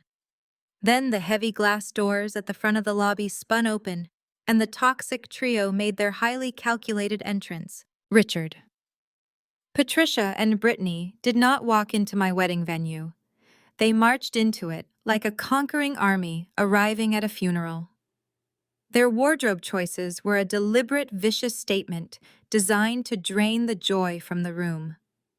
My father wore a stark, heavy black suit with a solid black tie, looking ready to deliver a eulogy rather than celebrate his daughter. My mother walked beside him in a severe black crepe dress, her face arranged in a mask of stoic tragedy. But it was Brittany who took the performance to a new level of absurdity. She wore a floor-length long-sleeved black velvet gown paired with dark sunglasses. She clutched a black designer handbag against her chest, like a protective shield playing the role of the traumatized victim with sickening precision. An usher approached them with a warm, welcoming smile, holding a stack of embossed seating charts. He politely offered to escort the parents of the bride to the reserved front row seating by the altar. Richard simply held up a right hand, completely ignoring the young man. "We know exactly where we are sitting," my father stated loudly, ensuring that several nearby guests heard his sharp, dismissive tone. Without another word to the hotel staff, my parents and my sister bypassed the floral archway and headed straight for the grand ballroom. They bypassed the front rows reserved for family. They bypassed the middle sections filled with colleagues of David and my public relations team. They marched all the way to the very last row of chairs positioned right next to the exit doors. It was the furthest point from the altar. It was a physical manifestation of emotional abandonment. They sat down in unison, forming a dark, brooding wall of disapproval. Patricia immediately pulled a lace handkerchief from her purse and began dabbing at dry eyes. Richard sat with his arms crossed over his chest, his jaw set in a rigid line of manufactured defiance. Brittany took the aisle seat perfectly, positioning herself to be seen by every guest who turned around. She crossed her arms, tilted her chin upward, and allowed a cruel, victorious smirk to spread across her face. As the ballroom continued to fill with our 200 guests, the visual anomaly of the immediate family of the bride wearing funeral attire in the back row created a ripple of discomfort. The wealthy executives and venture capitalists taking their seats could not help but notice the hostility radiating from that back corner. Whispers began to circulate. Guests exchanged confused glances. The carefully curated elegance of the room was suddenly poisoned by the thick, palpable tension my family had intentionally introduced. Brittany noticed the attention and capitalized on it. She leaned over to a woman seated in the row ahead of her, a client from my public relations firm. "We are just supporting from afar due to her toxic behavior," Brittany whispered loudly enough for several rows to hear. She let out a very dramatic, heavy sigh. "It is a very difficult day for our family. Her materialistic obsession with this luxury hotel has shattered our mental health. We are only here to fulfill our biological duty, but we must protect our peace from her demands." The client shifted uncomfortably, offering a polite but confused nod before turning away. Brittany smiled, looking pleased with her toxic narrative. She leaned back in her chair, waiting for the main event. She was waiting for the music to change. She was waiting for me to step through those heavy mahogany doors alone. She wanted the entire room of people to watch me make the long, humiliating walk down the aisle without a father to give me away. She wanted my independence to look like isolation. From the mezzanine balcony, I watched Richard check his expensive watch. I saw Patricia whisper something into his ear, and both of them let out a quiet, condescending laugh. They believed they had hijacked my wedding. They believed their psychological warfare had broken me, forcing me to surrender my dignity just to have them present in the building. They thought their smear campaign had isolated me from any meaningful support. The grand ballroom doors were sealed shut. The ushers directed the last guests to their seats and took their places by the entrances. The ambient chatter of 200 people slowly faded into a respectful hush. At the front of the room, the string quartet finished tuning their instruments. The cellist slowly raised his wooden bow, and the first notes of the processional music filled the vast, echoing space. The tension in the air became electric. Every guest in the room turned their head toward the back of the hall, their eyes fixing on the heavy mahogany doors. Wealthy investors, the sharp attorneys, and the executives all waited in silent anticipation. In the back row, my father leaned forward slightly, his dark eyes fixed eagerly on the doors, ready to feast on my public embarrassment. Brittany adjusted her black velvet dress and smirked, practically vibrating with pure excitement. They were waiting to see the cold, unfeeling daughter swallow her pride and walk down that long aisle alone. They were expecting a defeated, utterly broken woman. They were about to witness a spectacular public execution today, and they had absolutely no idea. The string quartet shifted their tempo, moving into the soaring notes of the processional. I stood in the dim corridor just behind the heavy mahogany doors. The muffled sound of the cellos bled through the thick wood. The music swelled, lifting the atmosphere in the grand ballroom to a magnificent crescendo. I knew exactly what was happening on the other side. The 200 seated guests were twisting in their velvet chairs, craning their necks toward the entrance. Whispers began to ripple through the crowd as the heavy oak doors remained firmly closed for just a beat too long. In the very back row, Richard leaned back in his chair. I could perfectly picture the deeply satisfied, arrogant grin spreading across his face. He was eagerly waiting to watch his daughter endure the ultimate public humiliation. He imagined the doors swinging open to reveal a pathetic, abandoned bride forced to make a lonely, pitiful march down the long aisle without her father.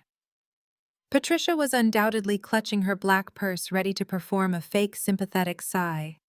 Brittany was likely preparing to capture the moment on her phone to document my isolation. They believed they had completely broken my spirit. The air in the staging corridor shifted. Sharp footsteps echoed against the polished marble floor. I turned to my right. Jamal stepped out of the shadows, walking with the heavy, measured stride of a corporate titan, preparing for a hostile takeover. He stopped right beside me. He did not look like a man whose marriage was rapidly collapsing. He looked like a man who held the absolute keys to an empire. He wore a flawless, custom-tailored black Tom Ford tuxedo. The sharp cut of the expensive fabric accentuated his commanding presence. His dark eyes locked onto mine, burning. "Are the digital triggers locked?" I asked, my voice barely a whisper over the swelling music. "The offshore accounts are frozen," Jamal replied, adjusting his platinum cufflinks with absolute precision. "The federal tax evasion dossier is queued on David's secure server. Brittany's credit cards will decline at exactly 3 o'clock. They walked right into a slaughterhouse, Allison. Now let us give them a show they will never forget." I nodded, wrapping my hands tightly around the stems of my fresh white orchids. Jamal stepped slightly ahead of me and gave a sharp, definitive nod to the 2 hotel ushers standing by the brass handles of the mahogany doors. The ushers grasped the handles and pulled. The doors slowly swung open outward. A brilliant flood of warm golden light poured from the grand ballroom into the dim staging corridor. I stepped forward into the threshold. I knew I looked breathtaking. The custom white silk of my gown caught the light, the intricate lace bodice gleaming under the massive crystal chandeliers. But the collective audible gasp that violently ripped through the room was not just for my beauty. The shockwave that paralyzed the entire venue was triggered by the undeniable fact that I was not walking alone. Jamal stepped squarely into the light right beside me. He offered his arm to me with absolute, undeniable authority. I slid my hand through his arm, resting my fingers against the crisp, expensive fabric of his tuxedo sleeve. We stood united in the doorway, a towering visual representation of power, wealth, and unyielding solidarity. The murmurs in the crowd instantly died. A stunned, suffocating silence slammed down over the grand ballroom. The elite corporate executives, sharp tax attorneys, and high-profile venture capitalists all stared toward the doorway in absolute bewilderment. They knew Jamal. They respected his fierce financial acumen. They were fully aware that Jamal was Richard's son-in-law, married to the golden child, currently sitting in the back row.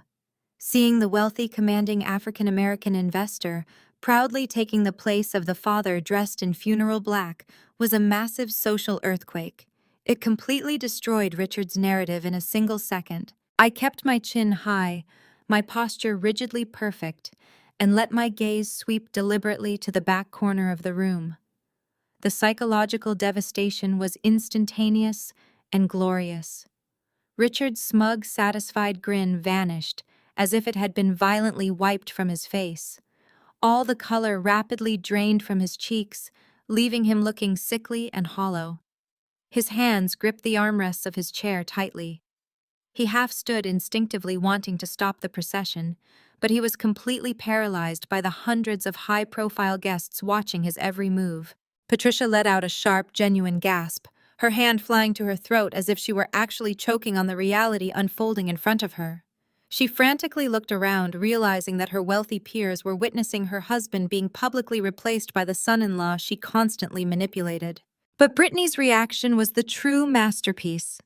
The cruel smirk melted off her face, replaced by pure horror. She went entirely rigid in her chair. Her eyes widened into panicked saucers behind her dark sunglasses. She stared at her own husband, the man who funded her extravagant lifestyle and covered her massive gambling debts, proudly escorting the sister she despised. Confusion, terror, and absolute shock warred across her pale features. She looked frantically from Jamal to Richard, desperately trying to understand why her husband had deliberately crossed enemy lines. She had no idea that her financial oxygen supply was permanently severed. Jamal squeezed my arm, anchoring me to the present moment. His posture radiated lethal protective power. Head high, Jamal whispered, his voice a low, steady rumble that only I could hear. We take the room. We own the narrative. Let them choke on it. I smiled, a genuine expression of triumph. The string quartet shifted into the main processional melody. We took our first synchronized step forward, leaving the threshold and stepping onto the pristine white aisle runner. We were walking directly toward the back row, moving like an incoming tidal wave. Every single eye in the grand ballroom tracked our movement. The heavy, rhythmic melody of the string quartet seemed to amplify the crushing gravity of the moment. Jamal set a slow, deliberate pace. He did not rush. He forced the entire room to witness his total endorsement of me. The crisp white fabric of my custom gown swept across the polished floor, catching the brilliant light from the massive crystal chandeliers above. With every step we took, the oppressive narrative my family had spent 33 years constructing fractured a little bit more. I felt a profound electric energy radiating from Jamal. He was a human shield of absolute authority, projecting a silent warning to anyone who dared to intervene. The guests seated in the front rows, the elite corporate tax attorneys from David's firm, and the billionaire venture capitalists from Jamal's network began to murmur in quiet appreciation. They did not see a discarded, humiliated daughter.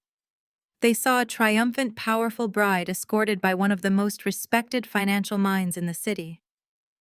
The contrast between my radiant composure and the funereal misery of my biological family, sitting in the back row, became the unspoken spectacle of the century. I kept my chin perfectly level, my posture flawless, but my eyes remained entirely locked on my father. Richard was completely unraveling in real time.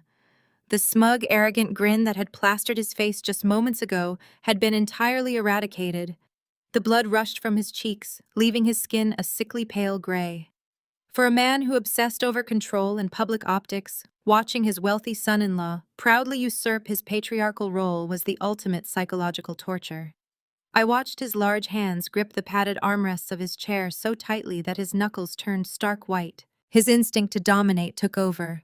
Richard planted his feet and half stood from his velvet chair. His jaw clenched, his chest heaving under his heavy black suit. I knew exactly what he wanted to do. He wanted to march into the center of the aisle, grab my arm, and demand that Jamal step aside. He wanted to violently reassert his authority and force the narrative back into his hands. But he could not move. He was absolutely paralyzed by the heavy, suffocating weight of his own social ambitions. He looked to his left and saw three of the most powerful investors in the state watching him intently. He looked to his right and saw highly connected corporate executives raising their eyebrows at his disruptive movement. If he caused a scene now, if he screamed or threw a tantrum in the middle of a luxury hotel ballroom, his fragile reputation would be instantly destroyed. The wealthy peers he desperately needed to impress would label him unhinged. Richard slowly sank back down into his seat, completely defeated and physically trapped by the very audience he had tried to use against me. Beside him, Patricia was faring no better. My mother let out a sharp, audible gasp that echoed slightly over the music. She frantically clutched her hand over her chest, her fingers digging into the dark fabric of her severe black dress. Her eyes darted wildly around the room, reading the faces of the high society guests. She could hear the quiet whispers. She could feel the collective judgment shifting away from me and landing squarely onto her. For decades, Patricia had successfully gaslit everyone around her. She had spun endless tales about my supposed selfishness, my coldness, and my constant need to victimize my sister. But the visual evidence unfolding before her peers completely destroyed her lifelong smear campaign. The crowd did not see a toxic bridezilla. They saw a woman being honored by a fiercely loyal family member. Patricia realized in that exact moment that her carefully crafted social mask had slipped, exposing the ugly, vindictive reality underneath. She shrank back into her chair, her manufactured maternal superiority dissolving into pure, unadulterated panic. But the most satisfying reaction belonged to Brittany. My 30-year-old sister sat completely frozen, her body rigid with a terror so profound it almost radiated off her skin. She gripped her black designer handbag like a life preserver, but it offered absolutely no protection from the tidal wave of consequences rushing toward her. Her wide, panicked eyes darted frantically from me to the man holding my arm. She simply could not comprehend why her husband, the man she manipulated and used as an endless automated teller machine, was walking her despised sister down the aisle. Her entire reality was short-circuiting. She tried to make eye contact with Jamal. She leaned forward slightly silently, begging him to look at her, hoping to find some trace of a misunderstanding or a simple explanation. Jamal did not even blink in her direction. He kept his gaze locked straight ahead, his jaw set like carved granite. He looked straight through her, as if she were completely invisible, as if she were nothing more than a minor obstacle on our path to the altar. The absolute dismissal in his posture struck Brittany like a physical blow. The cruel, victorious smirk she had worn just moments ago was entirely gone, replaced by a hollow, sinking realization that she had lost complete control over her financial savior. I radiated pure, unadulterated triumph. Every step we took was a heavy strike against the prison they had built for me. I felt the warm, solid presence of Jamal beside me, confirming that chosen family is infinitely stronger than blood. We were closing the distance rapidly now. The long white aisle runner was coming to an end. We were approaching the final rows of seating where my father, my mother, and my sister sat in their self-imposed darkness. The moment of execution was finally at hand, and I was ready to deliver the killing blow without an ounce of mercy. As we closed the final few feet between the grand mahogany doors and the first row of seating, the heavy scent of Patricia's signature floral perfume hit my senses. They were sitting right on the aisle, positioned perfectly to inflict maximum visual damage, but their strategic placement had backfired spectacularly. Now they were trapped in the front line of our retaliation. The rhythmic glide of my silk gown against the polished marble floor matched the steady, thumping heartbeat in my chest. I kept my eyes locked on the altar ahead where David stood, but my peripheral vision captured every microscopic twitch of panic radiating from the three figures dressed in funeral black. Richard was practically vibrating with suppressed rage, his face a mottled canvas of gray and furious red. Patricia had her hand clamped over her mouth, her eyes darting frantically toward the wealthy venture capitalists seated a few yards away, terrified they were witnessing her public dethroning. Brittany had shrunk so far back into her velvet chair that she looked like a cornered animal trying to merge with the upholstery. She was desperately gripping the armrests, her dark sunglasses unable to hide the sheer terror rigid on her lower face. We reached the edge of their row. The music from the string quartet swelled, filling the cavernous ballroom with a rich, soaring melody that completely masked any ambient noise. Right as we aligned perfectly with Richard and Brittany, Jamal did something that was not on the standard wedding rehearsal schedule. He stopped. It was not a clumsy hesitation or a fearful falter. It was a sharp, calculated, and perfectly executed halt. The sudden break in our forward momentum forced the attention of everyone nearby directly onto us. I paused right beside him, maintaining my flawless bridal composure, gripping my white orchids with steady hands. Jamal slowly turned his head to the left, angling his gaze downward to pierce through the fragile facade of my biological family. He looked dead into Richard's wide, bloodshot eyes, and then his fierce, dark gaze slid over to meet Brittany's terrified stare. Jamal did not raise his voice. He did not create a scene that the hotel staff or the distant guests would notice. He leaned his towering frame down just an inch, bringing his face dangerously close to the people who had treated him like a disposable banking account. When he spoke, his voice was a lethal, quiet rumble, carrying the chilling finality of a judge delivering a death sentence. "Check your emails," Jamal whispered. "The game is over." The impact of those 7 words was catastrophic. I watched my father stop breathing. His jaw dropped open, a silent gasp caught entirely in his throat as the true meaning of the message short-circuited his brain. He knew David was a corporate tax attorney. He knew Jamal was a financial titan. The realization that they had collaborated and uncovered his offshore shell entities hit him with the force of a physical strike. Brittany let out a tiny, high-pitched whimper, her hands instantly dropping from the armrests to fumble frantically for the designer clutch in her lap where her phone was stored. Jamal did not wait to watch them scramble.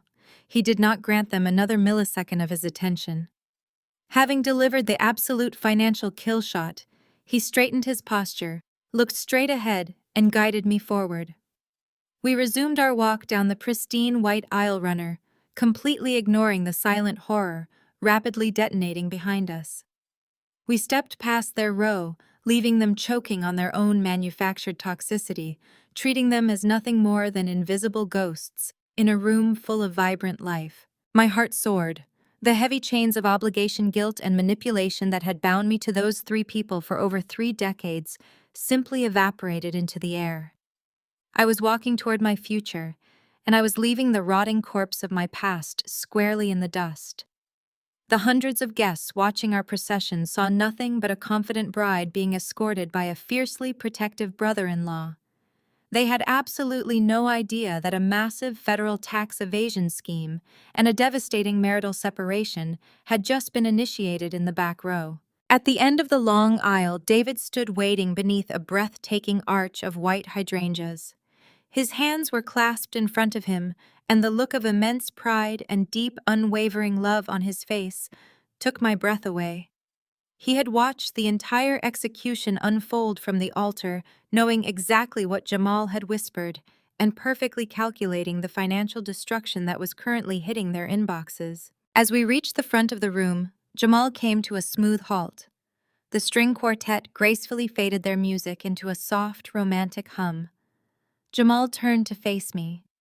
He did not give me a generic, obligatory hug. He looked me in the eyes, offering a silent nod of profound respect, acknowledging the brutal war we had just fought and won together. Then, with supreme confidence, Jamal placed my hand directly into David's awaiting palm. It was the ultimate handoff, a transfer of loyalty and protection that entirely bypassed the man in the back row who had arrogantly refused the job. David squeezed my fingers tightly, anchoring me to my new reality.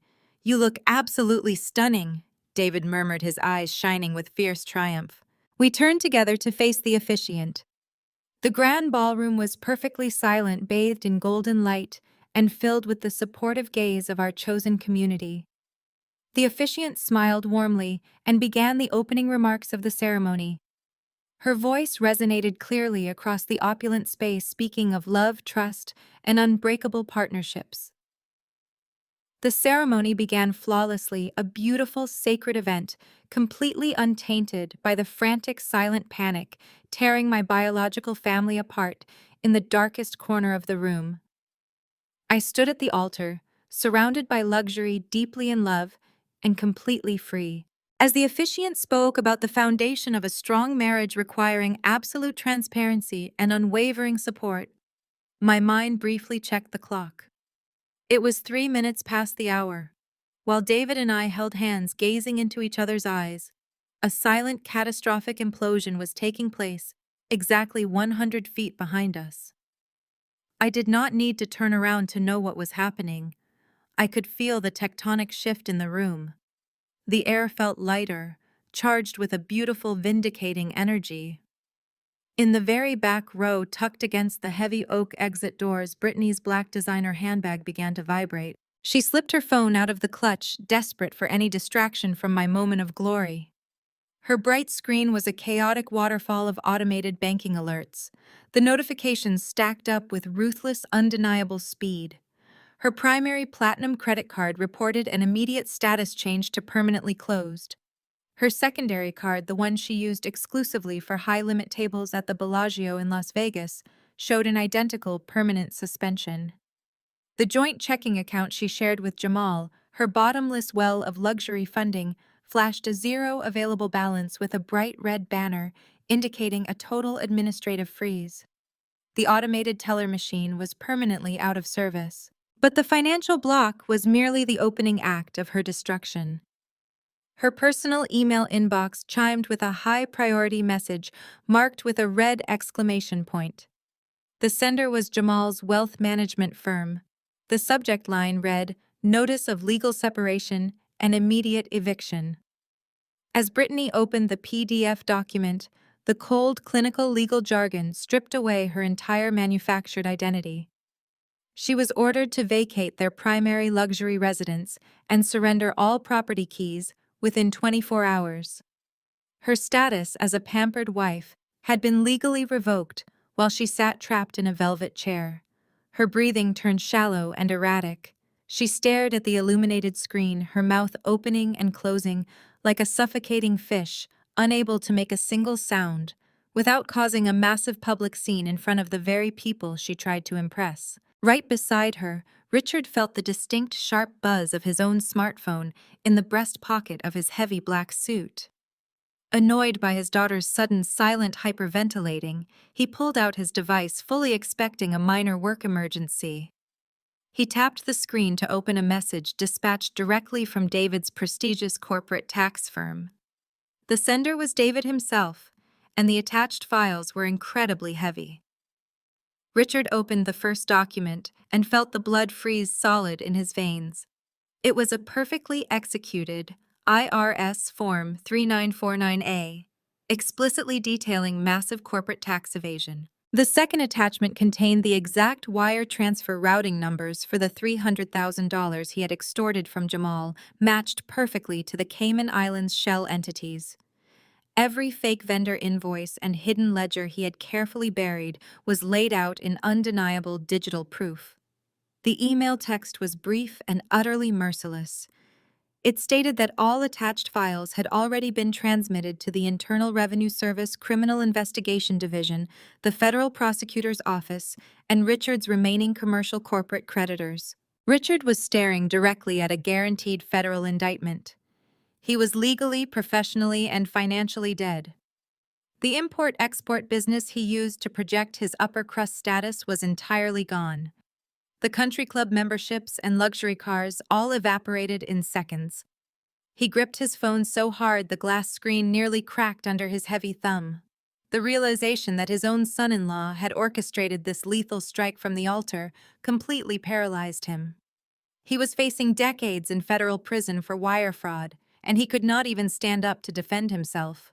Patricia looked back and forth between her husband and her golden child. She saw Brittany trembling uncontrollably, clutching her phone to her chest, as if she had been physically shot. She saw Richard staring blankly into the distance, his face devoid of all color, his chest frozen in a state of absolute terror. Patricia aggressively whispered, asking them what was wrong, but neither of them could form a coherent sentence. They were trapped in a silent nightmare, forced to sit perfectly still in a room full of their wealthy peers, while their entire lives burned to the ashes. The social constraint she valued above all else became the cage that kept her silent. Meanwhile, at the altar, David gently squeezed my hands, bringing my focus entirely back to him. I looked into his eyes, seeing the brilliant, protective man who had flawlessly executed my defense. It was time for our vows. I spoke my promises with a clear, ringing voice that echoed beautifully through the grand ballroom. I promised to honor, protect, and cherish him through every challenge life could offer. I pledged my absolute loyalty to the family we were building together right in that exact moment. David responded with words that carried a profound, powerful dual meaning. He promised to always stand as an impenetrable shield against anyone who tried to cause me harm. He vowed to protect my peace, my heart, and my future. His voice was steady, resonant, and filled with a fierce devotion that brought genuine tears of joy to my eyes. We exchanged our heavy platinum rings, officially sealing our permanent partnership. The officiant smiled radiantly, raising her voice to address the grand ballroom. She officially pronounced us husband and wife, inviting David to kiss his bride. David pulled me close and kissed me deeply, wrapping his arms around my waist. The entire ballroom erupted into thunderous, joyful applause. The wealthy executives, the sharp tax attorneys, and the venture capitalists rose to their feet, delivering a massive standing ovation for our new union. And in the very back row, surrounded by the deafening cheers of the high society crowd, they so desperately wanted to impress Richard, Patricia, and Brittany remained firmly glued to their seats, utterly ruined, completely paralyzed, and entirely forgotten. Entering the bridal suite felt like stepping into a sanctuary. The cocktail hour was in full swing below, filled with the clinking of crystal glasses and elated guests. I stood in the center of the suite while two attendants helped me out of my heavy ceremony gown and into a sleek silk reception dress. The restrictive weight of the past 33 years vanished. I took a deep breath, savoring my victory. That peace lasted exactly 15 minutes. The heavy double doors of the bridal suite did not just open. They were violently shoved apart, slamming against the wallpaper with a harsh crack. The two attendants gasped and stepped back. I turned around slowly, smoothing my dress. Standing in the doorway, stripped of their carefully curated high society masks, were Richard, Patricia, and Brittany. The funeral black attire they had worn to spite me now seemed appropriate for the massacre of their lives. The smug arrogance was gone. The condescending superiority had evaporated. They looked like cornered animals. Brittany pushed past our mother, her face blotchy and stained with ruined mascara. The designer sunglasses were gone, revealing eyes wide with pure panic. She lunged forward, stopping a few feet away from me, her chest heaving for air. "What did you do to my husband?" Brittany screamed, her voice cracking into a hysterical shriek. Her hands balled into tight fists. He completely cut me off. "My platinum cards are declining. The joint checking accounts are frozen. I have a legal notice of eviction in my inbox. I have absolutely nothing left." He locked me out. "Tell him to reverse it right now." I stared at her, feeling icy detachment. The sister who spent my entire life stealing my joy, mocking my career, and manipulating our parents was standing before me, completely broken. She was demanding I fix the consequences of her own degenerate gambling addiction. "I did not do anything to your husband," I replied, my voice dangerously calm. Your husband finally looked at his financial statements. He realized his flawless wife was blowing hundreds of thousands of dollars at casino tables and funding her fake internet lifestyle with his venture capital. Jamal made his own choices. I merely provided the venue for his realization. Richard pushed past Brittany, his heavy black suit looking rumpled and disheveled. The imposing wealthy patriarch who threatened me over the phone just 5 days ago was completely gone. He looked desperate, sweating, and terrifyingly pale. "Allison, call off your husband right now," Richard demanded, his voice shaking with undeniable fear. "You tell David to retract those emails. You tell him to recall the Internal Revenue Service reporting forms immediately. I am your father. You cannot send federal authorities after my commercial business. You are destroying my entire life over a stupid wedding dispute." "A stupid wedding dispute," I echoed, taking a slow, deliberate step toward him. The heels of my shoes clicked sharply against the hardwood floor. "You stole $300,000 from Jamal. You committed federal wire fraud using my name and my wedding as a fabricated crisis. You laundered that money through offshore shell companies in the Cayman Islands to cover your golden child's illicit debts. David is a corporate tax attorney. He does not retract federal fraud reports, Dad. He files them. You destroyed your own life the second you decided to treat Jamal like an automated teller machine." Patricia grabbed Richard's arm, her face twisted in a mask of genuine horror and desperate manipulation. Allison, please, she begged, tears streaming down her face. You cannot do this to us. We are your family. We share the same blood. If the federal prosecutors investigate your father, we will lose the house. We will lose the country club memberships. We will be absolutely ruined. You have to stop this. You have to fix this. Brittany is having a breakdown. We are all having a breakdown. Please show some compassion. I looked at my mother. I looked at the woman who spent decades calling me cold, robotic, and unfeeling. I looked at the woman who snatched the phone from my father 5 days ago and demanded I cancel my luxury wedding venue to pacify a crying 30-year-old. I stood perfectly straight, letting the absolute zero temperature of my soul radiate outward. I did not raise my voice. I did not scream. I looked directly into Patricia's desperate, pleading eyes and delivered the final devastating blow. Go solo, I stated softly, repeating her exact words from that horrific phone call. Stop making drama. Protect your mental health. Patricia recoiled as if I had physically struck her across the face. She let out a soft, strangled sob. You told me my boundaries were selfish.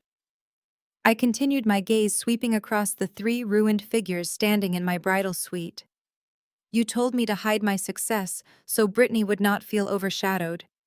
You demanded I handle my problems alone. So now you can handle your federal indictments, your massive casino debts, and your impending bankruptcies completely alone.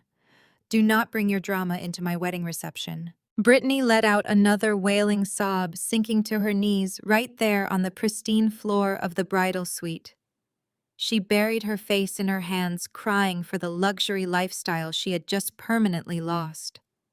Richard stared at me, his mouth opening and closing, completely unable to formulate a defense against his own financial crimes.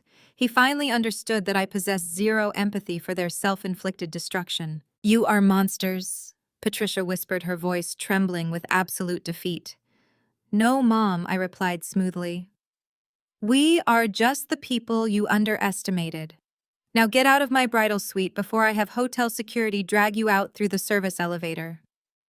The 3 of them stood frozen in the opulent room, entirely paralyzed by the crushing weight of their immediate downfall. The grand facade they had spent a lifetime building was officially reduced to ash. Before the toxic trio could even attempt to formulate another pathetic excuse, the suite door swung open a second time. David and Jamal stepped into the room, moving with synchronized predatory grace. They walked directly to my sides, flanking me like twin pillars of absolute destruction. The power dynamic in the room entirely shifted. My parents and my sister physically recoiled from the united front we presented. David adjusted his tie, fixing his gaze on Richard. He did not look like a new son-in-law trying to keep the peace. He looked like a seasoned corporate tax attorney who routinely dismantled fraudulent empires before breakfast. Did you really think you could launder $350,000 through my wife's fake wedding crisis? And a tax attorney would not find the paper trail, David asked. His voice was a calm, resonant blade that sliced through the heavy silence. Richard swallowed hard. He raised a hand, attempting to summon his authoritarian bluster. You have no idea what you are talking about, David. That was a private family loan. It is a civil matter between Jamal and me. You have no legal standing to involve federal authorities. David let out a humorless chuckle. A private family loan, he repeated, taking a step toward my father. Let us clarify the legal definition of what you actually did, Richard. You used an electronic communication network to solicit funds across state lines based on a completely fabricated narrative regarding Allison's financial status. That is Title 18 United States Code Section 1343. It is federal wire fraud, and it carries a 20-year prison sentence. Patricia gasped, gripping his arm for support. But you did not stop there. David continued, his voice dropping into a relentless clinical cadence. Once Jamal transferred the funds, you did not use a single cent to pay off any aggressive wedding vendors. You funneled the capital through 4 separate offshore shell entities registered in the Cayman Islands. I traced every single fake invoice you generated. You build your own bankrupt import-export business for phantom storage fees to move that cash. You systematically drained the primary operating accounts, intentionally blinding your investors and explicitly violating your fiduciary duties. I am a businessman, Richard sputtered, beads of sweat breaking out on his forehead. Businesses move liquidity all the time to cover operational deficits. You cannot prove fraudulent intent. I do not have to prove intent to your corporate board. David shot back, his eyes flashing with lethal intensity. I already forwarded the entire digital footprint to the Internal Revenue Service Criminal Investigation Division. You failed to report those offshore transfers. You grossly misrepresented your taxable income to the federal government for 3 consecutive years. You used the stolen venture capital to replenish a domestic trust solely dedicated to covering your daughter's catastrophic casino debts. When the federal auditors freeze your assets tomorrow morning, they will not be looking for operational deficits. They will be looking for tax evasion, money laundering, and racketeering. Richard sagged backward, his shoulders collapsing as the absolute certainty of his ruin finally penetrated his thick skull. The arrogant patriarch who had threatened to humiliate me by wearing black and sitting in the back row was completely obliterated. He was staring down the barrel of a federal indictment, and he knew he had absolutely no defense against the overwhelming digital evidence. While David dismantled my father, Jamal turned his attention to the weeping figure on the floor. Brittany was still on her knees, clutching her useless designer handbag, her face buried in her hands. She peeked through her fingers, looking up at the man who had funded her entire artificial existence. Jamal. Please, Brittany, begged her voice, a desperate, high-pitched whine. Please do not do this to me. I have a sickness. I need help. I will go to a rehabilitation center. We can fix this. You promised to love me through sickness and health. Do not leave me with absolutely nothing. Jamal looked down at her, his face a mask of pure, unadulterated disgust. He reached inside his tailored suit jacket and pulled out a thick stack of legal documents bound by a heavy blue clip. He did not hand them to her gently. He dropped the heavy stack directly onto the marble floor right in front of her knees. The loud smack of the paper hitting the stone echoed sharply through the bridal suite. Those are your divorce papers, Jamal stated, his voice completely devoid of the warmth he used to reserve for her. You did not just have a sickness, Brittany. You orchestrated a massive financial extortion campaign against my firm. You sat on my couch and cried fake tears about Allison going bankrupt while you were secretly funneling my investment capital to blackjack tables in Las Vegas. I was scared, Brittany sobbed, reaching out to grab the hem of his trousers. I was in too deep. Dad said he would handle it entirely. You used my wealth to build a fake social media empire. Jamal continued, stepping back to avoid her grasp. You belittled your sister. You called her toxic and selfish to your entire audience, all while you were stealing from me to pay for your luxury boutique binges. I revoked your platinum cards. I froze your checking accounts. The eviction notice you received is legally binding. You have 24 hours to retrieve your clothes from my property before the locks are permanently changed. Brittany let out a pathetic wail, grabbing the divorce papers and clutching them. She looked up at him with wild, frantic eyes. Where am I supposed to go, Jamal? I do not have any money. I do not have a job. How am I supposed to survive like this? Jamal stared down at her, his expression now utterly merciless. You wanted to outshine your sister, Jamal said, delivering the exact phrase we had planned. Now you can do it from a studio apartment. The stark brutality of Jamal's statement hung in the air, finalizing the utter collapse of my sister's manufactured universe. As Brittany wailed on the marble floor, Patricia finally realized that her usual tactics of gaslighting and social maneuvering were completely useless.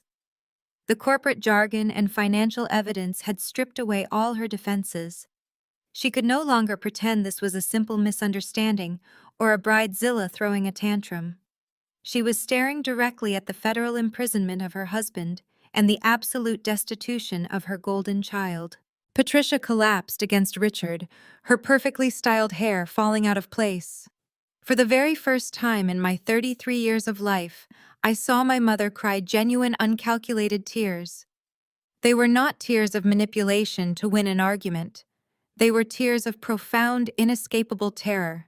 Allison, please! Patricia begged, her voice cracking as she reached out a trembling hand toward me. You have made your point. You have proven you are the smartest one in the room. But you cannot do this. We are blood. We are your family. You cannot send your own father to a federal prison. You cannot leave your sister homeless on the street. Please, I am begging you as your mother, have some mercy. Do not destroy this family. I looked at her outstretched hand, noting the expensive diamond rings purchased with money siphoned from Jamal's investments. I did not step forward to comfort her. I did not feel a single drop of the suffocating guilt that had dictated my entire existence. The emotional shackles were completely shattered. I am not destroying this family, Mom. I stated, my voice echoing with absolute crystalline authority. I am simply handing you the mirror. You are looking at the reflection of your own greed, your own deceit, and your own catastrophic choices. Richard looked away, unable to meet my eyes, but I kept my gaze firmly locked onto my mother's weeping face. For 33 years, I continued, my words striking like hammer blows in the quiet suite. For 33 years, I was the designated scapegoat of this household. I was the emotional dumping ground for every single insecurity you and Dad possessed. When I achieved something on my own, you diminished it. When I paid my own way, you called me vulgar. You demanded I shrink my life, my ambitions, and my happiness, just so Brittany could maintain her delusion of superiority. You conditioned me to believe that my only value in this family was my compliance and my silence. Brittany sobbed louder, curling into a tight ball on the floor, but I ignored her entirely. You demanded loyalty, but you offered none in return, I said, taking a slow step forward. When you realized Brittany had gambled away her life, you did not hold her accountable. You chose to commit federal wire fraud. When you needed a cover story to steal $300,000, you weaponized my wedding. You looked me in the eye 5 days ago and threatened to humiliate me on the most important day of my life. You dressed in funeral black and sat in the back row to publicly punish me for a crime I never committed. You thought I would just sit down and take it because that is what I have always done. Patricia lowered her hand, her shoulders shaking violently. We were desperate, Allison. We did not want to lose everything. You did not want to lose your country club status, I corrected her sharply. You were willing to sacrifice my marriage, my reputation, and Jamal's entire financial future just to keep your ugly secrets hidden. You gambled everything on the assumption that I would be too weak to fight back. But you miscalculated. You created this disaster entirely on your own. I did not commit tax evasion. I did not forge vendor invoices. I did not gamble away hundreds of thousands of dollars at luxury casinos. You built a house of cards, and now you are begging me not to let the wind blow. Richard finally found his voice, though it was weak and raspy. Allison, I am sorry. I was wrong. I was so wrong.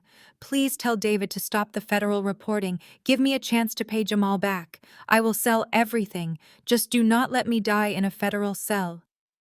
I looked at my father, the man who had ordered me to go solo down the aisle, the man who had sneered at my independence and laughed at my pain. You told me to learn that the world does not revolve around my accomplishments, I replied, throwing his exact words back at him with lethal precision.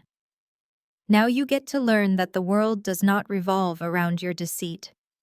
David does not negotiate with tax evaders, Jamal does not finance liars, and I no longer protect toxic abusers.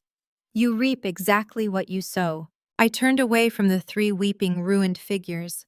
I did not feel anger anymore. I felt an overwhelming, beautiful emptiness where the trauma used to live. David offered me his arm, his eyes filled with immense respect and fierce love. Jamal stood tall beside us, adjusting his jacket, completely unbothered by the sobbing woman on the floor. Let us go back to our wedding, I said, looking up at my husband. We have a reception waiting, and I want to celebrate with my real family. We walked toward the heavy double doors of the bridal suite. I did not look back. I did not hesitate. David pushed the doors open, and the vibrant, joyful sounds of the ballroom washed over us. We stepped out of the darkness and into the bright golden light, leaving Richard, Patricia, and Brittany trapped in the absolute ruin of their own making. The heavy doors closed behind us with a loud final click, permanently sealing away my past and opening up my very beautiful, highly victorious future. 6 months have passed since those heavy mahogany doors clicked shut on my wedding day. In the corporate crisis management world, we call the period following a major detonation the fallout phase. For my biological family, the fallout was an absolute unmitigated catastrophe. The digital snare David and Jamal had so brilliantly set, snapped shut with bone-crushing force, completely dismantling the fraudulent empire my parents had spent their entire lives building. Richard did not escape the federal authorities. 48 hours after my wedding reception, agents from the Internal Revenue Service Criminal Investigation Division raided his commercial warehouse and his lavish corporate office. They carried out dozens of boxes filled with the exact physical ledgers David had highlighted in his federal report. The offshore accounts in the Cayman Islands were immediately frozen and repatriated by federal prosecutors. His import-export business was entirely liquidated to pay off his massive roster of defrauded creditors. Today, Richard is no longer the smug, arrogant patriarch sitting in the back row of luxury hotel ballrooms. He is currently confined to a tiny rented apartment under strict federal house arrest, wearing an ankle monitor, while he aggressively awaits his criminal trial for multiple counts of wire fraud and severe tax evasion. He is facing a mandatory minimum of 15 years in federal prison. David ensures I receive all the public docket updates, allowing me to watch the legal system systematically hold my father accountable for his greed. Patricia suffered a fate that in her shallow status-obsessed mind was actually worse than federal prison. She suffered total social annihilation. When the news of Richard's impending indictment broke across our city's financial sector, her carefully curated high society facade completely evaporated. The elite country club where she had spent decades judging others and flaunting her manufactured wealth formally revoked her membership. I heard through the grapevine that her access card was publicly declined at the front gate.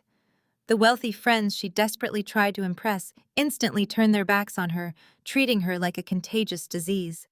She is now an absolute pariah, completely isolated in her shame, wandering the aisles of discount grocery stores and aggressively avoiding eye contact with the women who used to attend her lavish dinner parties. She has absolutely no one left to manipulate and no wealth left to weaponize. And then there is Brittany. The golden child finally plummeted back to reality with a devastating crash. Jamal executed his legal separation with the same ruthless, predatory efficiency he uses to conquer the venture capital markets. He legally evicted her from their luxury estate within 24 hours of my wedding. Without Jamal's massive financial oxygen supply, Brittany's fake social media influencer lifestyle died overnight. Her luxury vehicles were repossessed. Her designer wardrobe was seized and auctioned off to settle her catastrophic Las Vegas casino debts. Today, the sister who once demanded I cancel my 5-star wedding venue to protect her fragile ego is working a minimum-wage retail job at a local shopping mall. She spends 40 hours a week folding discounted sweaters and standing behind a cash register completely stripped of her platinum credit cards and her unearned arrogance. Jamal did not give her a single cent in the divorce settlement, citing her massive financial fraud and her documented gambling addiction. He cut her out of his life like a malignant tumor. As for my life, the contrast could not possibly be more beautiful. The toxic, suffocating fog that clouded my first 33 years has entirely lifted. David and I are thriving in our marriage, building a home filled with genuine warmth, absolute transparency, and fierce loyalty. My luxury public relations firm recently landed 3 massive international accounts, and David made managing partner at his corporate tax law firm. We are successful, secure, and most importantly, completely at peace. Jamal remains a permanent, cherished fixture in our lives. We did not let the destruction of his marriage break our bond. Instead, the shared trauma of surviving my family's manipulation forged an unbreakable alliance between the 3 of us. Jamal comes over to our house every Sunday for dinner. We cook together, we laugh loudly, and we share stories without any fear of hidden agendas or emotional landmines. We created our own chosen family out of the ashes of their deceit. When I look around my dining room table now, I do not see the critical, cruel faces of my past.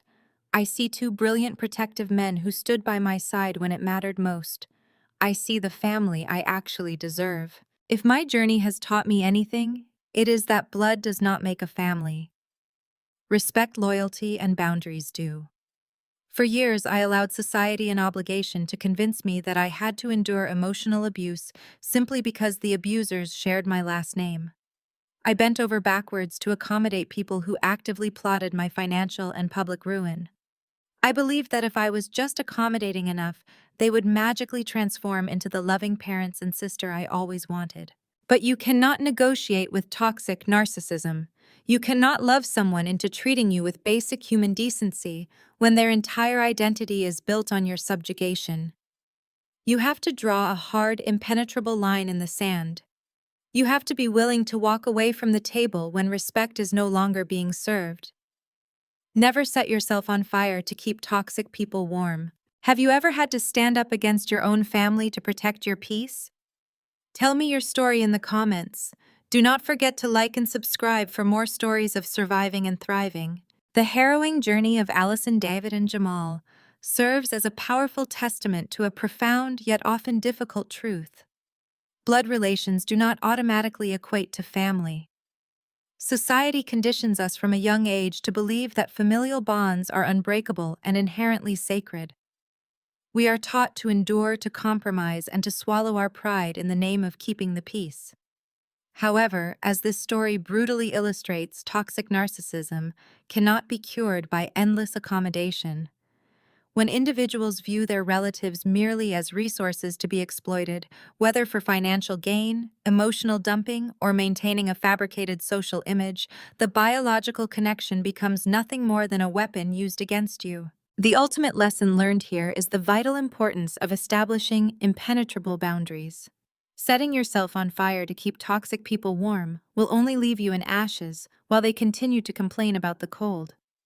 Allison's transformation from an accommodating gaslit daughter to a fiercely independent woman highlights that choosing yourself is not an act of selfishness. It is a necessary act of ultimate survival. True family is defined by mutual respect, unwavering loyalty, and the ability to celebrate your triumphs without resentment. Sometimes the most empowering decision you can possibly make is to stand up and walk away from the table when respect is no longer being served. By severing ties with those who deliberately seek to tear us down, we create the necessary emotional space to cultivate a chosen family people who stand by us in our darkest hours and loudly applaud us in the light. Healing begins the moment we stop waiting for abusers to change and start taking complete control of our own narratives. Take a moment today to evaluate the relationships in your own life and find the courage to cut ties with anyone who consistently disrespects your boundaries.